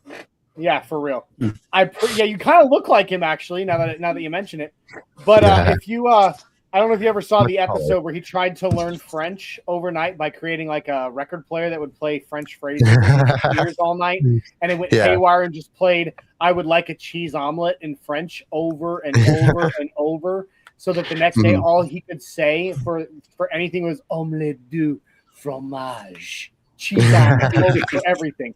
I feel like if you made me listen to that song on an hour loop, that's all I'd be able to say. People would be like, "Hey, Johnny, how's your day?" I'd be like, "Go, Jonah." Nice. All right, let's go. So I agree. Five pass rush because that's one of those positions that you got to keep strong, and also injuries happen. Knock on wood. But and also, who knows what happens with Cooper? And who knows what happens with Cooper? So now let's go inside linebacker. We are at 39 active roster spots taken now. We only have 14 left. So we definitely have to consider our safeties and our cornerbacks as well. Which for me where it gets interesting for us all. This is where it gets dicey. So I'm going to start, if that's okay with you guys. I'm just going to drop a name here that everybody seems so down on, but I still love him. Is Alex Singleton. He makes the squad. It's obvious, right? Yeah. All right. I'll defend Alex Singleton for a second. People were really pissed about that signing. He's the best run stuffing inside linebacker in the game, guys. He really Cam Scatterbo even said it on Cam Scatterbo said it online. What was his welcome to the NFL moment? It was that huge hit that Alex Singleton laid on him. That was his first big moment, and people need to know you're not sending a Singleton out there to go cover everyone. It just so happens that's how the game evolves, and you end up having to cover someone in a pinch. But most of the time, you're not sending him out there to cover. You're sending him out there to really stuff that run. And with this D-line, that just allows him to eat. Yep. Absolutely. Shai Vargas coming in saying, I got my roster done. Shai, share it with us. I think the share button should be on the page. If it's not, I will hit up our manager, our website manager, to make sure a share button gets added. Let us see it. But we would love to see your finished roster. I would love to see it too. All right, so we all agree on Alex Singleton. How many inside linebackers? We have 39. We're at 39 right now. For Paul, what do you say? I say 4-2. All right. Now it's 4, right? Yeah. So we got Lavelle Bailey, Red Murdoch, Torian York, Justin Strnad, Jordan Turner, and then we have Karene Reed and Drew Sanders. Can you put my guy Justin Strnad where he belongs already? I think we agreed with that one, right? Sternad's obviously going over there. Okay. All right. I would agree. I expect a big year from Strnad, guys. Yeah. I'm going to throw Red Murdoch over there too. Thank you. I was going to say Red Murdoch has had such a phenomenal preseason. You got to put Red over there. So, Johnny, this is similar to the tight ends where we were like, you could go a rookie and a vet. I think that's where you're going with this inside linebacker room. Some people think you can double down on rookie with Torian York. I think if you're going Red Murdoch, you double down with one of these vets. And that would be Karene Reed, right? Because Lavelle Bailey's out with injury. Yeah, Lavelle Bailey's out with injury. Poor Drew Sanders, dude. He's out with injury. I mean, yeah, it's got to be Karene Reed, right? I mean, Torian York has looked great. Don't get me wrong. And I honestly think York goes practice squad. Jordan Turner had a decent preseason, but I think he gets cut. Karene Reed has had quite an impact in the preseason. He's had a great camp. He tipped he tipped the ball that was ultimately returned for a pick six by Jahdae Barron. And if he had been even a millisecond faster on getting his hands around, it would have been an interception by him. So I think I agree. You got to give it to Karene Reed. Yeah, you go one rookie, one vet. That works for me. So there's our 4: Singleton, Strnad, Murdoch, and Reed at inside linebacker. Yeah. Which takes us up to 43 active spots taken on the roster, and we still have and all we have left is cornerback and safety. So, the obvious starter to me has to be Sean Fresh Jr., right? No, kidding. Yeah. Get PS2 over there. Yeah, we don't even need to ask, right? I mean, Pat Surtain, come on down. You're the next contestant. Inarguably, in my opinion, I mean, obviously I'm wearing my orange glasses, but inarguably the best quarterback in the game. Obviously, we don't know the status of Riley Moss, but I gotta think he makes the team, right? He's gonna be your quarterback to start the season, no matter what. You agree, Paul? Even with the rib injury he sustained, he'll make the team. Yeah. Yeah, I do like McMillan. But... yeah. Okay, I didn't ask this. How many I'm gonna ask Paul first. How many cornerbacks do we carry? We are at, what did I say? 43. I do 5. So 5 cornerbacks, which would take us up to 48. I know there's a 53-man roster. So, well, these guys have special teams abilities. So, yeah. What do you think? What do you think, Cody? Do you agree with 5 or do you go with 6 or 4? I think 4 is too low personally. I can get on board with 5 or 6. So, because like you said, most of them have special teams ability as well. Yeah, so I'm going 6. I'm going 6. And if Jahdae Barron did not have the draft pedigree he had, if he was a 4th or 5th round pick, he would be not making this team. I'll say it out right now. If he was a third, fourth, fifth round pick, he's not making this team this year. But because of where he was picked, he is easily going to make the team still. So give me Jaquan, give me Jade, give me Chris Abrams-Draine, and then give me my guy, Sean Fresh. Okay. All right. I agree with Cody on this one. We were at 43. I agree. We carry Barron had a pick 6. I agree. Barron did I have agree. a We good got to pick. carry 6 cornerbacks because that is the one position where injuries happen the most often, and we have such depth there. And these guys, a lot of these guys are very versatile. I think that some of these guys, if we have safety issues, can easily slot down to safety and play that position if we needed them to. So yeah, I agree 6. So I'll break that tie. Sorry, Paul. And I agree who you guys want. I agree with Tiz here. You know, Barron did have a pick 6. You can't take that away from him. He had a pick 6 in the preseason. I understand, but he had the Jets. The thing is, I think I'm going to defend Jahdae Barron here for just a second, Cody. I honestly think just very similarly to Evan Ingram last year. My opinion on Evan Ingram, I think Jahdae Barron in his rookie season with the Broncos was grossly underutilized. I think if we saw more of him last season, that question that you said if he would even make this team wouldn't even be a discussion. Yeah, I think he's got that much natural talent. It's just he was grossly underutilized. So I've said it with Jay. Yeah, I've said it with Jay that I wish that they would let him float around like they did at Texas. Let him float around. And also, I think that he could really be like when you're really worried about, let's say you take a hit to that inside linebacker room, send him out there with the ILBs. That's your new like running back tight end guy. Because he had a great interception on Dallas last year covering, I think it was their tight end. And then he had a pick 6 called back against the Chiefs covering Kelsey. It was called back. Yeah. So he covers the middle of the field very well. Yeah, let him float around, or just send him out there in some of these packages. Cover those linebackers, those running backs. If you're really worried about having the linebackers in a vulnerable position, that could help shore up some of that. Agreed. All right. So I agree with Paul, you. Underutilized. Yeah, Paul. Do you think that the 2 that Cody said, the remaining 2, Chris Abrams-Draine and Sean Fresh, is a good? I didn't really know much about Sean Fresh, but hey, he's been returning. Yeah, okay. I was gonna say he's had a lot of utilization in this preseason on special teams, and to me, that's why he makes the squad. He gets put in as a cornerback to save the roster, for the roster spot, but we see him mostly on special teams, and if you see him on the field as a cornerback, something has gone very wrong, in my opinion. Yeah. So.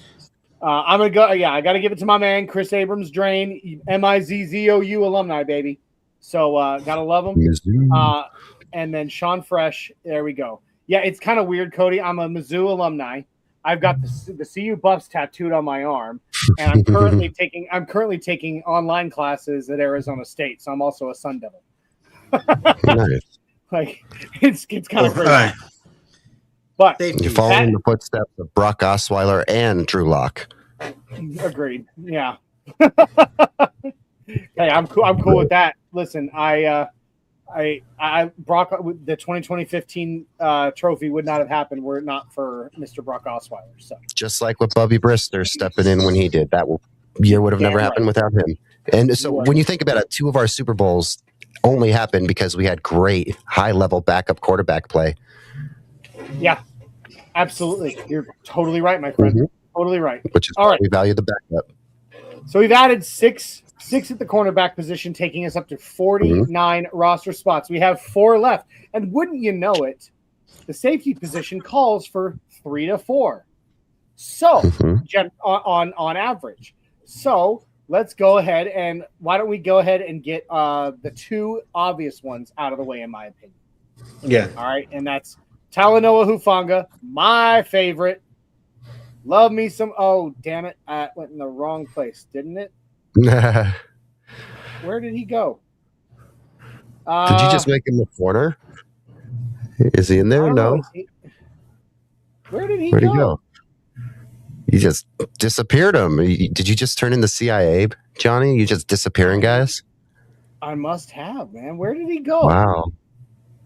The damn remind thing me not to scrolled. get Like I on said, because Johnny it's Podcast. because this damn thing is zoomed in right now. Oh, there he is. He fell Okay, to the good. bottom. There he is. Okay, he is back over there.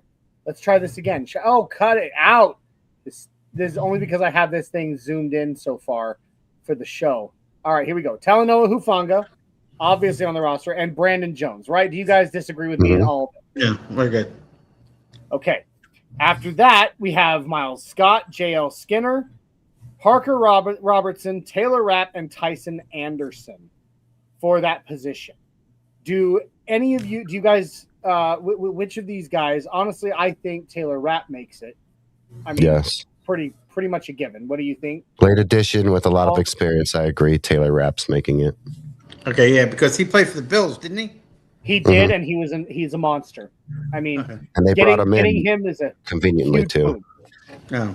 Yeah, you don't. That leaves Bringing us, him in was a sign that they probably were not excited about the depth.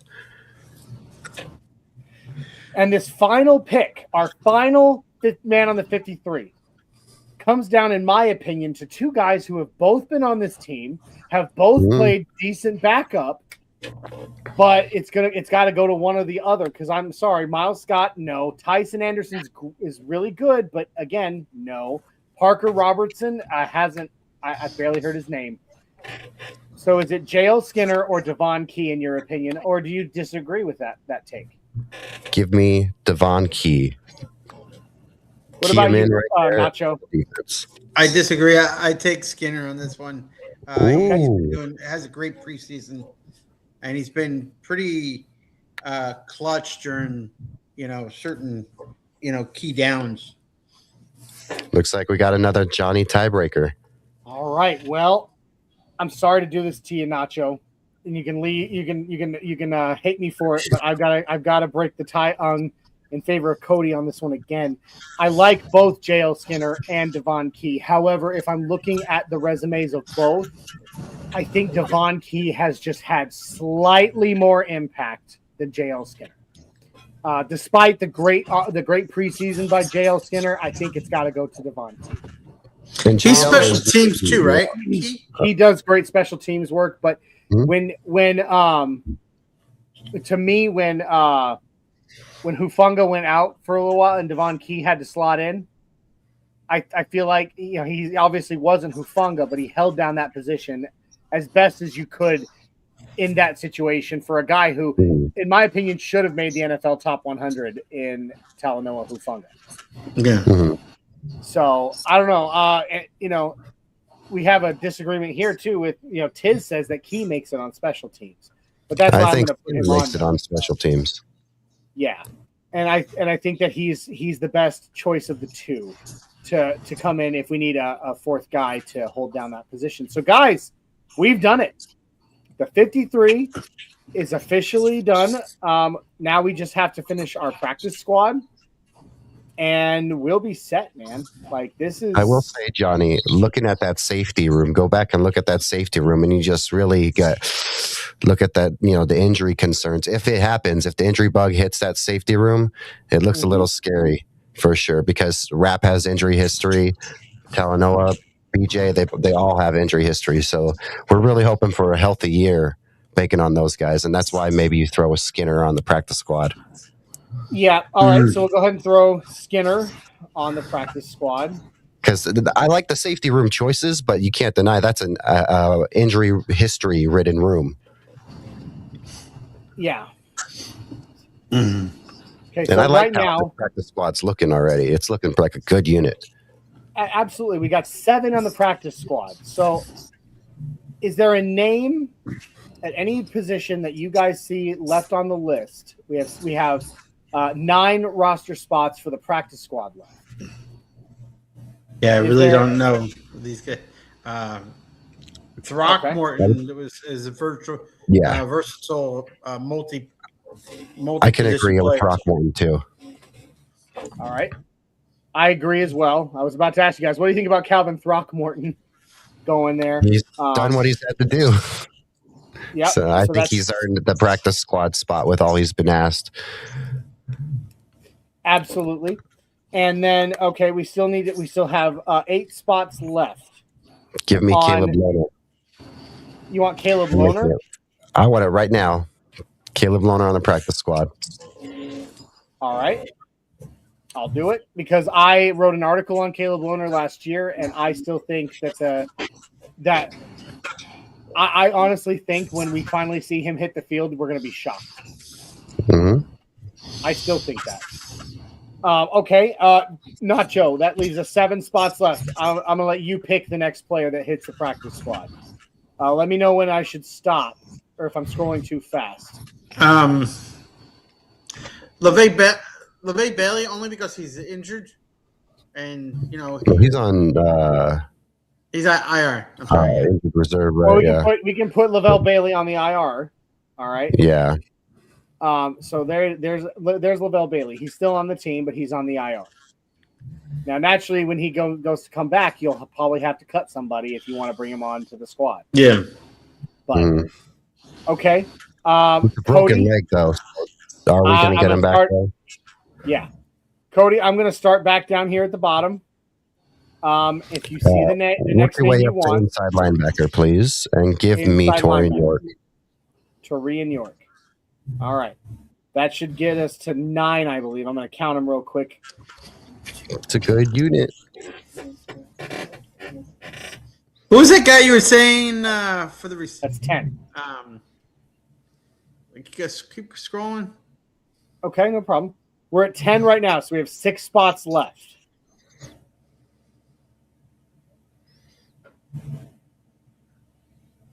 All right. Can I go ahead and throw one on there? Yeah. Yeah. I'm going to throw Jaleel. I'm going to leave Jaleel McLaughlin because I don't think he survives the practice squad if you throw him there. Mm-hmm. So I'm going to put Tyler Bidet on there. Or did we already put a running back in that room? We did. Sorry, we did Cody Schrader. My apologies. Yeah. I'm going to change my choice here. Because of his ability on special teams so far. Damn, Johnny, you took my guy. Got to go Cameron Ross. Mm-hmm. So that's 11 right there. All right, we got 5 left. Go ahead, Paul. I apologize. I'll let you guys kind of. Hakeem Butler, I was thinking, but don't we already have wide receivers? He's gone. We cut him. We cut him today. Okay. It's the one name that just didn't update when we did the changes today. So he's gone. Yeah. What about you, Cody? Is there another name? Head over to cornerback real quick. All right. And let me take a quick look. I'm really, really leaning into either Brent Austin or Reese Taylor. Both of them had shown some flashes in this preseason. I think that one. What would your opinion be on that, guys, between Reese Taylor and Brent Austin? I think both of them, Brent Austin had 1 or 2 good big practices in camp. I think Reese has looked pretty good on the field in preseason. I'm leaning towards one of them. If I had to lean towards one or the other, I'd have to go Reese Taylor. Yeah. He had a little bit more production in the preseason games than Brent Austin did, and for that, I have to give him. I have to give him the experience that Brent Austin didn't get. So give me Reese Taylor then. Reese Taylor in there. All right, it gives us 1, 2, 3, 4, 5, 6, 7, 8, 9, 10, 11, 12. 12 on the practice squad with 4 spots left. I'm gonna go. I hate this. I'm gonna go Jordan Turner because Drew Sanders is hurt right now, is he not? I would love to give it. We can put Drew Sanders onto IR, but at least for the practice squad right now, I got to since he's going to be on IR, I got to give it to Jordan Turner. Don't you think? Yeah, makes sense. So, I got to be honest. You guys are at my leg right now with these guys at the end here. I haven't really been paying attention. These depth guys. I hope that I way too much. I like studying statistics, there, pal. Yeah. See, I don't want to catch any hate for it, but I really think that if I had it my way, I'm done with the Drew Sanders experiment. It just takes too much time and effort. That time and effort could go into someone else. Agreed. I mean, it sucks. I really want him to have succeeded. You know, He was a very exciting prospect. He was. I think we got to give at least one, maybe two more linemen, offensively and defensively. Offense and defense. Yeah, Kristen Williams probably is what I'm leaning in. Okay. Just because we don't know much about Ron Stone. He hasn't done anything for us. Kristen Williams has at least been at camp and has been in the games. Yeah. I agree with you. So I'm going to go offensive. And I'm going to give it to Michael Dieter at center, just because of the injuries that have happened to Forsyth and Wattenberg in camp. I think you need to carry a center there. I see you, George. So 1, 2, 3, 4, 5, 6, 7, 8, 9. Solid practice squad, 10, 11, 12, 13, 14, 15. We have one spot left. I'm going to let you have it, Cody. Looking through the list of who's left. Oh, give me. Bear in mind, I think we only have one, maybe two defensive linemen out in there as well. Yeah. So let me see give me. I heard Miles Scott's name a lot this preseason. Miles Scott is up there. I was thinking safety or Gavin Ortega. But Gavin Ortega for offensive line. Yeah. Yeah. No, you know what? Give me a safety. I want a safety as well. All right. You want Miles Scott, Tyson Anderson, or Parker Robertson? Give me Miles Scott. Miles Scott it is. Let's just finish it up now by adding our IR and PUP list. We have Lavelle Bailey on IR. Do you think we keep Drew Sanders on IR or cut him? I think we cut him, but I don't know. What about Henningsen? Oh, this is tough. I mean, I've never done this before. It's crazy. I don't love what's happened with Henningsen, to be honest. 2 Achilles back to back, year to year. What's going to happen in year 3? Is he going to come back? I don't know. I mean, honestly, you don't even have to put him on IR. Given it's a season-ending injury, you don't even have to field him at all. He's still under contract. He just rides out the season in the training facility. So okay. Any of these others? I'm surprised that none of us took the Man-Jack bait. I'm not baited by it. He's good. Some people would be. He did great, but I honestly think he's one of those ones that gets a job on another team. Probably, yeah. So I could see him ending up as like a 49er or a Packer or something, an NFC team. Okay, Nacho himself coming in the comments saying stay tuned until the end. He has hinted since the beginning of the show that there's something big coming at the end of the show that I don't know about. So I'm really, really, really freaking out here as to what he's got up his sleeve here. Dreamweaver says Colby Katz has to be on practice squad. He's already there, buddy. He's already there. We took care of him today. And then we got George Montoya, one of the Broncos bros. Saying, what's going on, boys? Cody the GOAT in the house. Broncos bros. I see how it is. I see how it is, man. I'll remember that. No, I'm just messing. All right. I guess from what it looks like, I really don't see anybody else that we would need to start the season with. The only other two injuries really that we would need to be really looking at going into the regular season, besides Lavelle Bailey, are Henningsen and what's his name that we were just talking about. So I think we're good, guys. I think we're good. I think that's a good team. It's a good practice squad. All right, so let's run through it top to bottom, and then we'll get ready to roll out once Nacho does whatever this crazy thing is he's got planned. So thank you for hanging out with us, guys. We have a lot of viewers in the house right now hanging out with us for our roster build. Hope everyone's having a great day. Remember that this drag and drop roster builder tool is up and active for all comers to utilize on orangeandbluenetwork.com. So make sure you jump on over and utilize it and have some fun with it. All right, so at quarterback, we're carrying on the active 53, we're carrying Bo Nix and Jarrett Stidham as our quarterbacks. Running back, we have Jonah Coleman. That's right, I said his name first, Jay. Calm down. Good. That was for Cody and for you. Although I say J.K. Dobbins gets the starting snaps. Anyway, Jonah Coleman, J.K. Dobbins, R.J. Harvey. Fullback, Adam Prentice, obviously. He's the only one on the team. Wide receiver, we're carrying 5 with Jalen Waddle, Cortland Sutton, Pat Bryant, Marvin Mims, and Troy Franklin. At tight end, we've got Evan Ingram, Adam Troutman, Nate Atkins, and Justin Jolly. All right. Offensive line, we are carrying Garrett Bowles, Mike McGlinchey, Alex Palczewski, Frank Crum for the tackles. At guard, we got Quinn Miners and Ben Powers. At center, Alex Forsythe and Luke Wattenberg. And then we're also carrying Cage Casey, who is a versatile offensive lineman. Plug and play. Defensive side of the ball. Absolutely. Defensive side of the ball. Zach on the line, you've got Zach Allen and Yoma Owazurike, Jordan Jackson. At defensive end, we're carrying Savion Jones. At defensive tackle, we're carrying DJ Jones, Malcolm Roach, and Tyler Onyedem. In the pass rush, we've got Nick Bonito, Jonathan Cooper, Jonah Ellis, Q Robinson, and Dondre Tillman. Inside linebacker, we've got Alex Singleton, Justin Sternad, Red Murdoch, and Karene Reed. Cornerback, Pat Surtain II, Riley Moss, Jade Barron, Jaquan McMillan, Chris Abrams-Drain, and Sean Fresh Jr.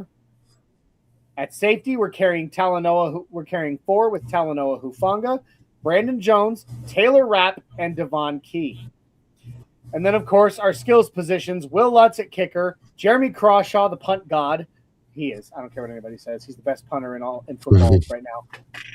And, of course, the long snapper with the experience over the other long snapper, Mitchell Fraboni. All right. We then rounded out with Lavelle Bailey entering the season on injured reserve. We have a practice squad consisting of cornerback Sam Ellinger, running back Cody Schrader, wide receiver Colby Katzis, wide receiver Lil Jordan Humphrey, defensive tackle Jordan Miller, outside linebacker Johnny Walker, safety J.L. Skinner, guard Calvin Throckmorton, tight end Caleb Lohner, inside linebacker Tarian York, wide receiver Cameron Ross, safety Reese Taylor, inside linebacker Jordan Turner, defensive tackle Christian Williams, center Michael Dieter, and safety Miles Scott. I want to ask you guys, what do you think of the roster we built? I'm excited. I like it. I was honestly surprised. There's a few guys I'm surprised didn't make it. Dallin Bentley didn't even make the practice squad. Dallin Bentley did not even make the practice squad. Maybe that has to do with the fact that Jolie has receiving options and also a little higher pick. So that's probably what Jolie has going in his favor there. Again, I'm a little worried about the safety depth. We got all the best picks that we could there, but that's a room that if it gets hit with the bug, it gets a little worrying. Agreed. I will say this about Dallin Bentley. Had a great camp, great preseason for a rookie. He is one that I would look, if you put him on the practice squad, he's going to be taken by another team. Yeah. And that's probably why I didn't put him on the practice squad when I had my choice. Yeah. Because I looked at him and I was like, he's not sticking around. If you put him on the practice squad, he's going somewhere. So that's why you roll it back with Caleb Lohner. Yep. You're not wrong. So, all right, guys. Well, that does it. That's our 53. And it was awesome. And we had a lot of fun doing it. I hope you guys had enjoyed it too. And if you liked what you saw with our Orange and Blue Network 53-man roster builder, go over to orangeandbluenetwork.com and use that to build your own 53-man roster and share it and tag Orange and Blue Network on X or on Facebook so that we get to see it too. I'd love to see what you guys come up with. with that, I guess, Paul, Nacho, man, you got something up your sleeve, man. So yes, I'm glad. I hope you guys all stay tuned for this. This is probably the highlight of the. It's better than a 53-man roster.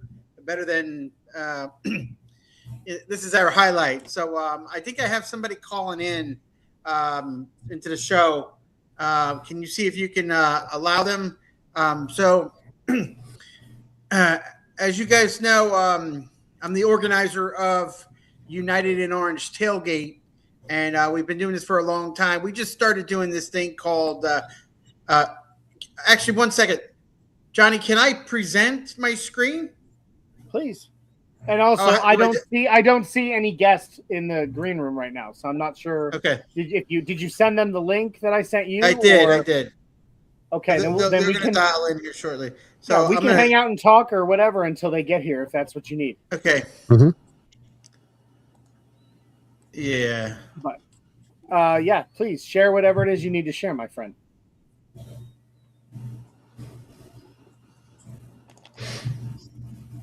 Do you see it? I do. I'm going to add it to the stage right now. Here we go. Okay, so all right, so I hope some people are in there. I don't know who's in the room and stuff. So we do this thing for the United in Orange tailgate. We call it the Tailgate Hero, and we're promoting this. And so anybody who has done something,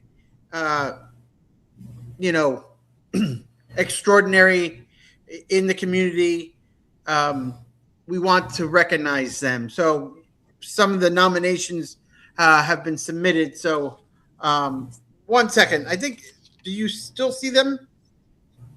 I want her to. Linda's going to. Hold on a second. Let me. This would be your fiance, Linda, right?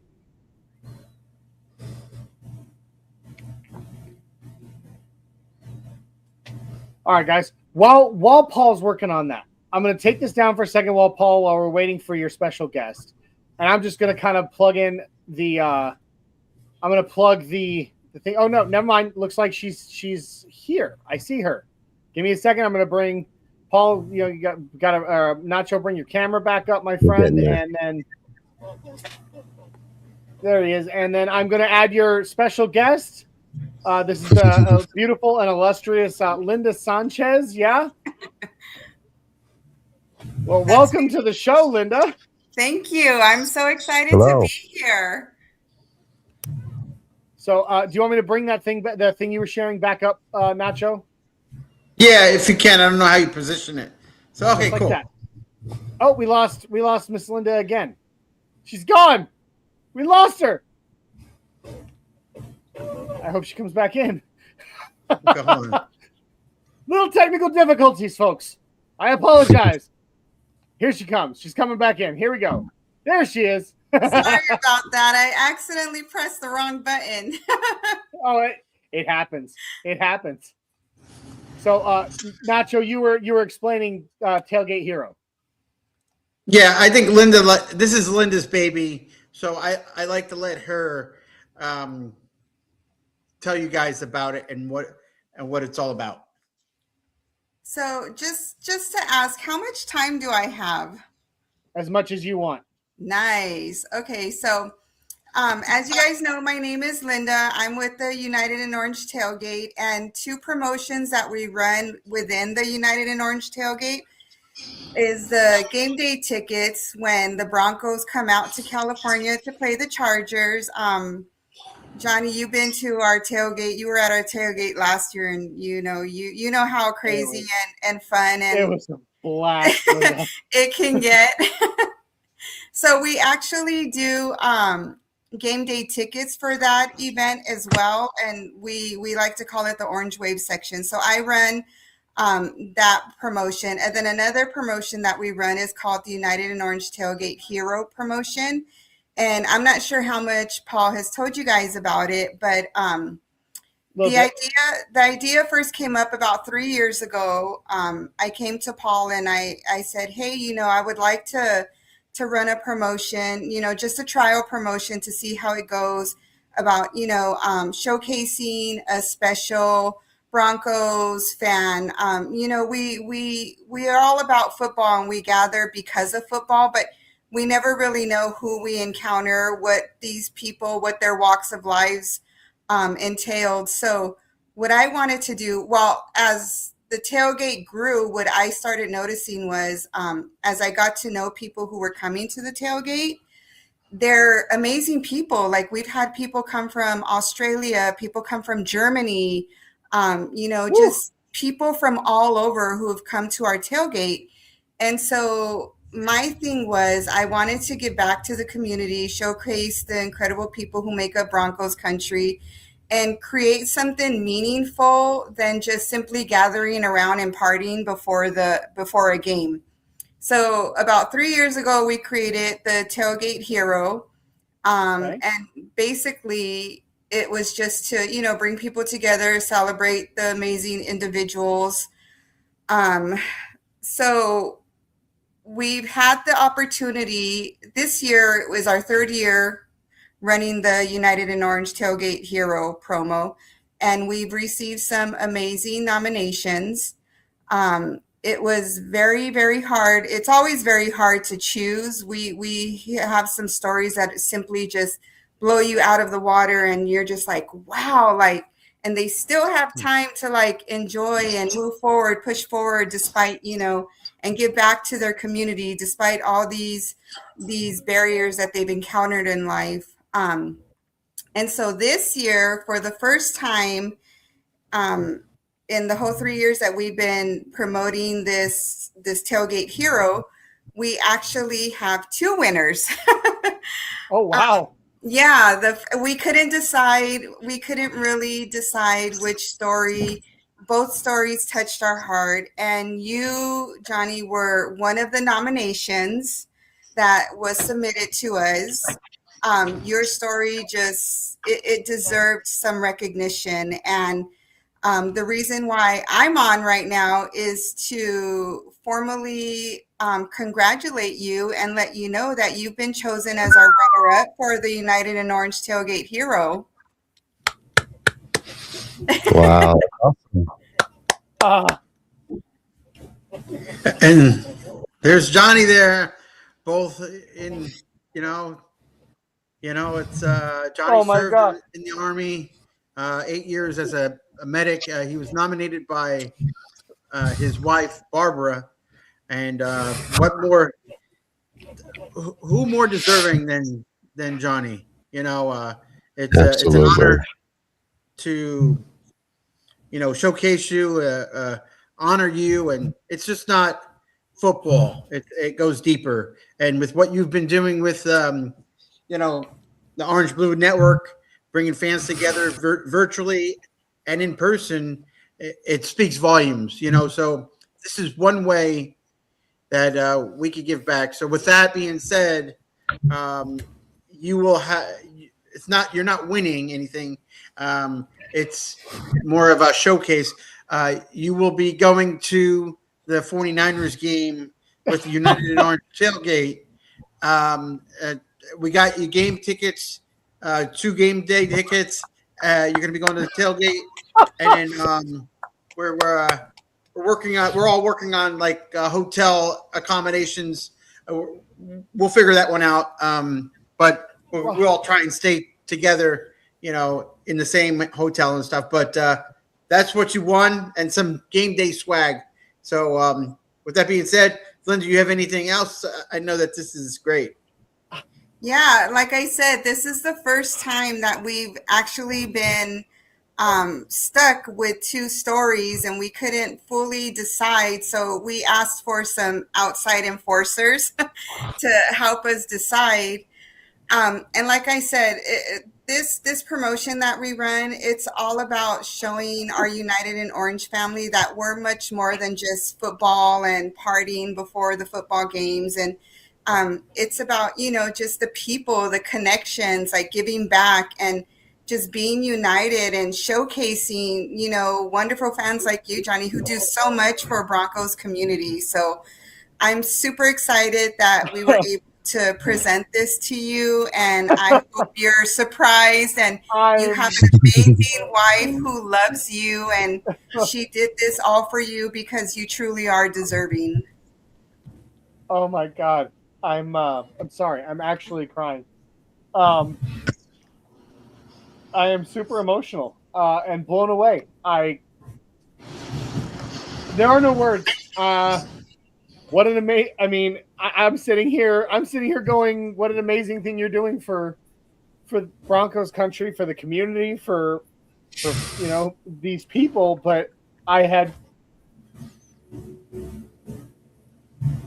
It's okay, buddy. We've been there. It's such an emotional thing that we do, and we always think that we're gonna be okay once we present it. But reading your story, Johnny, and just seeing your struggles and how you overcame them, and how you're just so giving with the Broncos community, and not even just the Broncos community, in your personal life in general with your wife, and it's amazing to be able to present you with this. It truly is.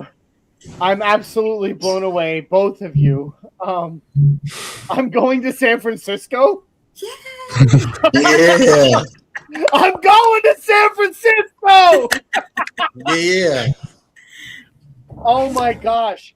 And that's I'm literally taken aback. I don't know if I have words. Here I was, it was a normal show night. We had a fun thing that we got to do, but that was a little different than normal. But to end the show this way, I'm going to San Francisco. I'm gonna have to go love on my wife, a little extra tonight. I mean, yes, she wrote some very amazing things about you, and it like I said, the story just it just blew our mind, and we're like, no, we have to give something for him too. Yeah. I'm absolutely flabbergasted. I'm so taken aback by the generosity and the kindness of you two and the United Orange Tailgate.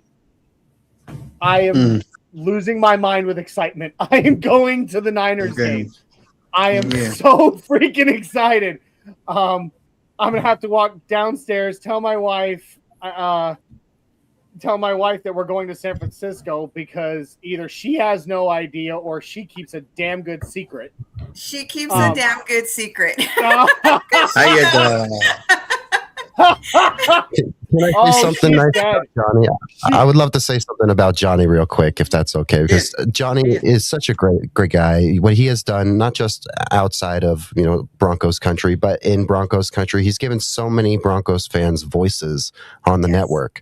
You've given so many people voices on the network, and I'm only 4 months into this, Johnny, and I can see the impact you've made on all your fellow co-hosts throughout the network. So you should be very proud of everything you've built and you continue to build. So I'm very excited to just be here for this moment. That was awesome. Grateful to just sit there and watch this moment, and it couldn't happen to a better person in the world right now. Johnny, you've done a big thing for Broncos country. I'm excited for you. I'm happy for you. Stay away from the substation. I can't cry more, Cody. Stop. All right. Stay away from the substations when you get to San Francisco. Oh, okay. I'll do that. I haven't been to San Francisco since I was 12 years old. Wow. But I loved it then. And you know what's crazy? That is October the 4th, is it not? Yeah. I think it's October 3rd, right? October 4th. Okay. So the crazy thing, and I can't wait to discuss this with my secret keeping wife. Chat, show some love to Johnny. Show some love to Johnny. That actually begins fall break for my young ones, my 3 sons. Nice. And so I might just have to find a way to take my kids to San Francisco and let them experience the city for a few days, and find a babysitter while we go to the game, because that's too good of an opportunity to pass up. Oh my God, I'm blown away. Oh Lord. Y'all are incredible. And when Paul asked me if he could be on the show this week, it's very rare. It's rare that people come to me and ask if they can be on the show. I'm usually reaching out to them, being like, "Hey, you want to be on the show this week?" When he asked me, he was like, "Hey, can I be on the show Tuesday? I really need to be on the show Tuesday." I'm like, "Why?" Okay, cool. You know, now I get it. Now I get it, dude. That's why you needed to be on the show. I have your just so some people not giving out all the information about what you did. Johnny served in the Army for 8 years. He was awarded several medals for distinguished valor. He was deployed overseas to Afghanistan. Received the Presidential Award from his commander. He also received smaller awards and medals while over there. Oh, I think you're breaking up. I hear you very choppy. Sorry. Yeah. So it'll be up to you if you want to share your story. We'll edit it. So, but definitely, Mile High Viking, Mile High Pride. Thank you so much. I'll share a bit of my story if y'all have just a second. I don't mind. It honestly, I kept a lot of my story in for many years, and it made me, to be honest, suicidal. And it wasn't until I started opening up and talking about it that I was okay again. And that's actually what led me to podcasting. It was a way for me to just speak, and just, even if it wasn't about the war, even if it wasn't about any of that, it was just a way for me to speak. So I'll share some of my story because that is one of the things that I am very proud of my service. And I served 8 years as a combat medic with the attached to the infantry with both the 3rd Infantry Division, which is the pic in the photo that you see there on the left. That was me when I was with 3rd Infantry Division. After that, I served for 4 years with the 101st Airborne Division as air assault, with the air assault infantry, which is, if you've ever seen Black Hawk Down, that's the units that fly in on the Black Hawks, drop the ropes, and slide out of the helicopters. I did that for 4 years. I was injured, and on my second deployment, I was injured and went through many surgeries and everything, but ultimately the Army decided that I was no longer fit to be a soldier, and I was medically discharged in 2018. And now I currently, in my day job, I serve other veterans working for the VA, as a subcontractor of the VA, using my medical knowledge from being a combat medic to review doctors' reports on veterans' disability claims, doing quality assurance on their reports before they return to the VA for their final ratings for their disability. And I try that's my pride, is continuing to serve the veteran community in that way. And I'm very honored to be able to serve my fellow veterans, and then to be able to serve Broncos country in this capacity. And your words from all three of you have just absolutely melted my soul tonight. I can't believe both the kindness from all three of you, but the generosity of the United in Orange tailgate. And I cannot freaking wait to be with you guys at the United in Orange tailgate on the 4th of October. I am losing my mind. I'm going to have to go downstairs and start buying plane tickets, I swear. I'm excited to see you. I missed you at our last tailgate last year. I kept seeing you around, and I'm like, I have to make my way to him just to introduce myself and to take a picture. But it was so chaotic that day that I didn't get the chance to. So I'm excited, and we might run into each other in KC because I will be at that game. Oh my goodness! Well, then we will. I will seek you out, Linda. I will find you because I don't know if I can wait until October 4th to come give you a big hug. I'm so excited. This promotion that you all are doing, what an incredible thing. You said there were 2 winners. To the other recipient, thank you for what you've done for Broncos country. Thank you for what you've done for your community as well. And I look forward and hope to hear your story one day as well. Unbelievable generosity and kindness, you guys. Here we are. We are in 2 hours and 24 minutes, maybe the longest episode ever of Nothing Rhymes with Orange and Blue. We still have over 100 viewers watching live right now, which is amazing. Pretty amazing for a 2 hour, 24-minute show that isn't the Bucking Booth watch party. So, or the post game show. Those are, I'm blown away. I'm blown away. I don't think I have anything left I can say. I'm blown away. Well, you deserve it. You definitely deserve it. You deserve it. Like I said, we're all about giving back and highlighting. And I'm pretty sure a lot of people who are watching didn't know anything about that, about your, what you do aside from this. And this is our main focus, like showcasing what amazing people our Broncos country are. No, thank you. Your words mean everything. And I don't know how we can follow that up with anything else like that. I can't wait to go tell everybody, hey, go watch the last 20 minutes of the Nothing Rhymes with Orange and Blue podcast. Because, unbelievable. And God bless you both. God bless all three of you. Thank you. What a night. Awesome. What a night. Thank you for having me. I'm grateful to be here. Thank you for having me unexpectedly. Oh, no. I trust Nacho. If he says he's got somebody important to bring on, I'm going to be like, oh, well, it's got to be important. It's important then. If Nacho says it, it's important.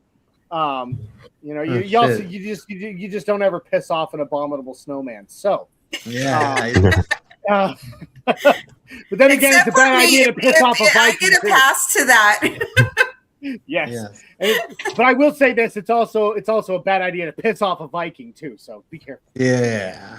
But guys, I'm going to go ahead and roll us out of here if that's okay with you. I hope you'll stick around for a few minutes so we can just talk in the studio after. But everybody, all incredible news aside, thank you so much for joining us tonight on the Nothing Rhymes with Orange and Blue podcast. If this is your first time watching, and for all those that are still watching, and you haven't already, please like, subscribe, share, and comment over on YouTube. Especially subscribe on YouTube. And also, when you do, make sure that your profile is set to public, because we're on the march to 1,000 subscribers, and we're nearly there. And when we get there, Orange and Blue Network is giving away this gorgeous, authenticated Nick Bonito signed mini helmet from his rookie season in a beautiful mirrored display case valued between $250 and $300. It can be yours for your Broncos collection. The only thing that you have to do is subscribe and share it to tell your other friends in Broncos country to do the same. That way we can get there and do this Wheel of Fortune spin for the winner. So please make sure you do that. Also, follow us on X. Follow us on Facebook. Check out the audio version of every one of our podcasts wherever you find your favorites. We also just recently rolled out the Orange and Blue Network TikTok. Go check us out over there. Awesome short form content. And just a little over a week ago, we also launched the official orangeandbluenetwork.com. So go over to the website, check it out. For those that watched for the whole show, you saw our awesome 53-man roster building tool. We also have blog articles. We have original music by Soulmate and Infinity, all about the Denver Broncos. We have forums that you can start and discuss whatever you want to Broncos-wise with us and with each other. What a great place to come together as Broncos country and have a platform to discuss. Guys, I'm just so unbelievably blown away right now that I have nothing left. So I'm going to go ahead and say, kind of preseason's almost here, y'all. The regular season is on its way. We are this close to meaningful Broncos football, and I cannot wait to share it with all of you in the Orange and Blue crew and the rest of Broncos country. I'm Johnny Baki, the Mile High Viking. A big thank you to Cody Chepa. Did I say it right this time? Did I say it right? Okay. Cody Chepa. If you haven't checked him out, go check him out at Still Up Sports. If you're on the night shift and you get home at like super late, and you got some, and you want to watch and you want to talk Broncos late at night, that's your guy right there. Still Up Sports. Go check it out. Thank you to Miss Linda Sanchez and to Mr. Paul Marinaccio. Did I say it right that time? Yes. Yes. The Abominable Bronco and the United Orange Tailgate for joining us tonight. Unbelievable. And I cannot wait to have all of you back on very, very soon. With that, I'm going to give you a big Mile High salute. And good night. And go Broncos! Orange and blue, we're here for you. Talking Broncos all day through. No stopping us, we're on the loose. Come join the crew, no bad news. Podcast vibes so fresh and true. Nothing rhymes with orange and blue. Catching up on all that we knew. And play, let the episodes accrue. Nothing rhymes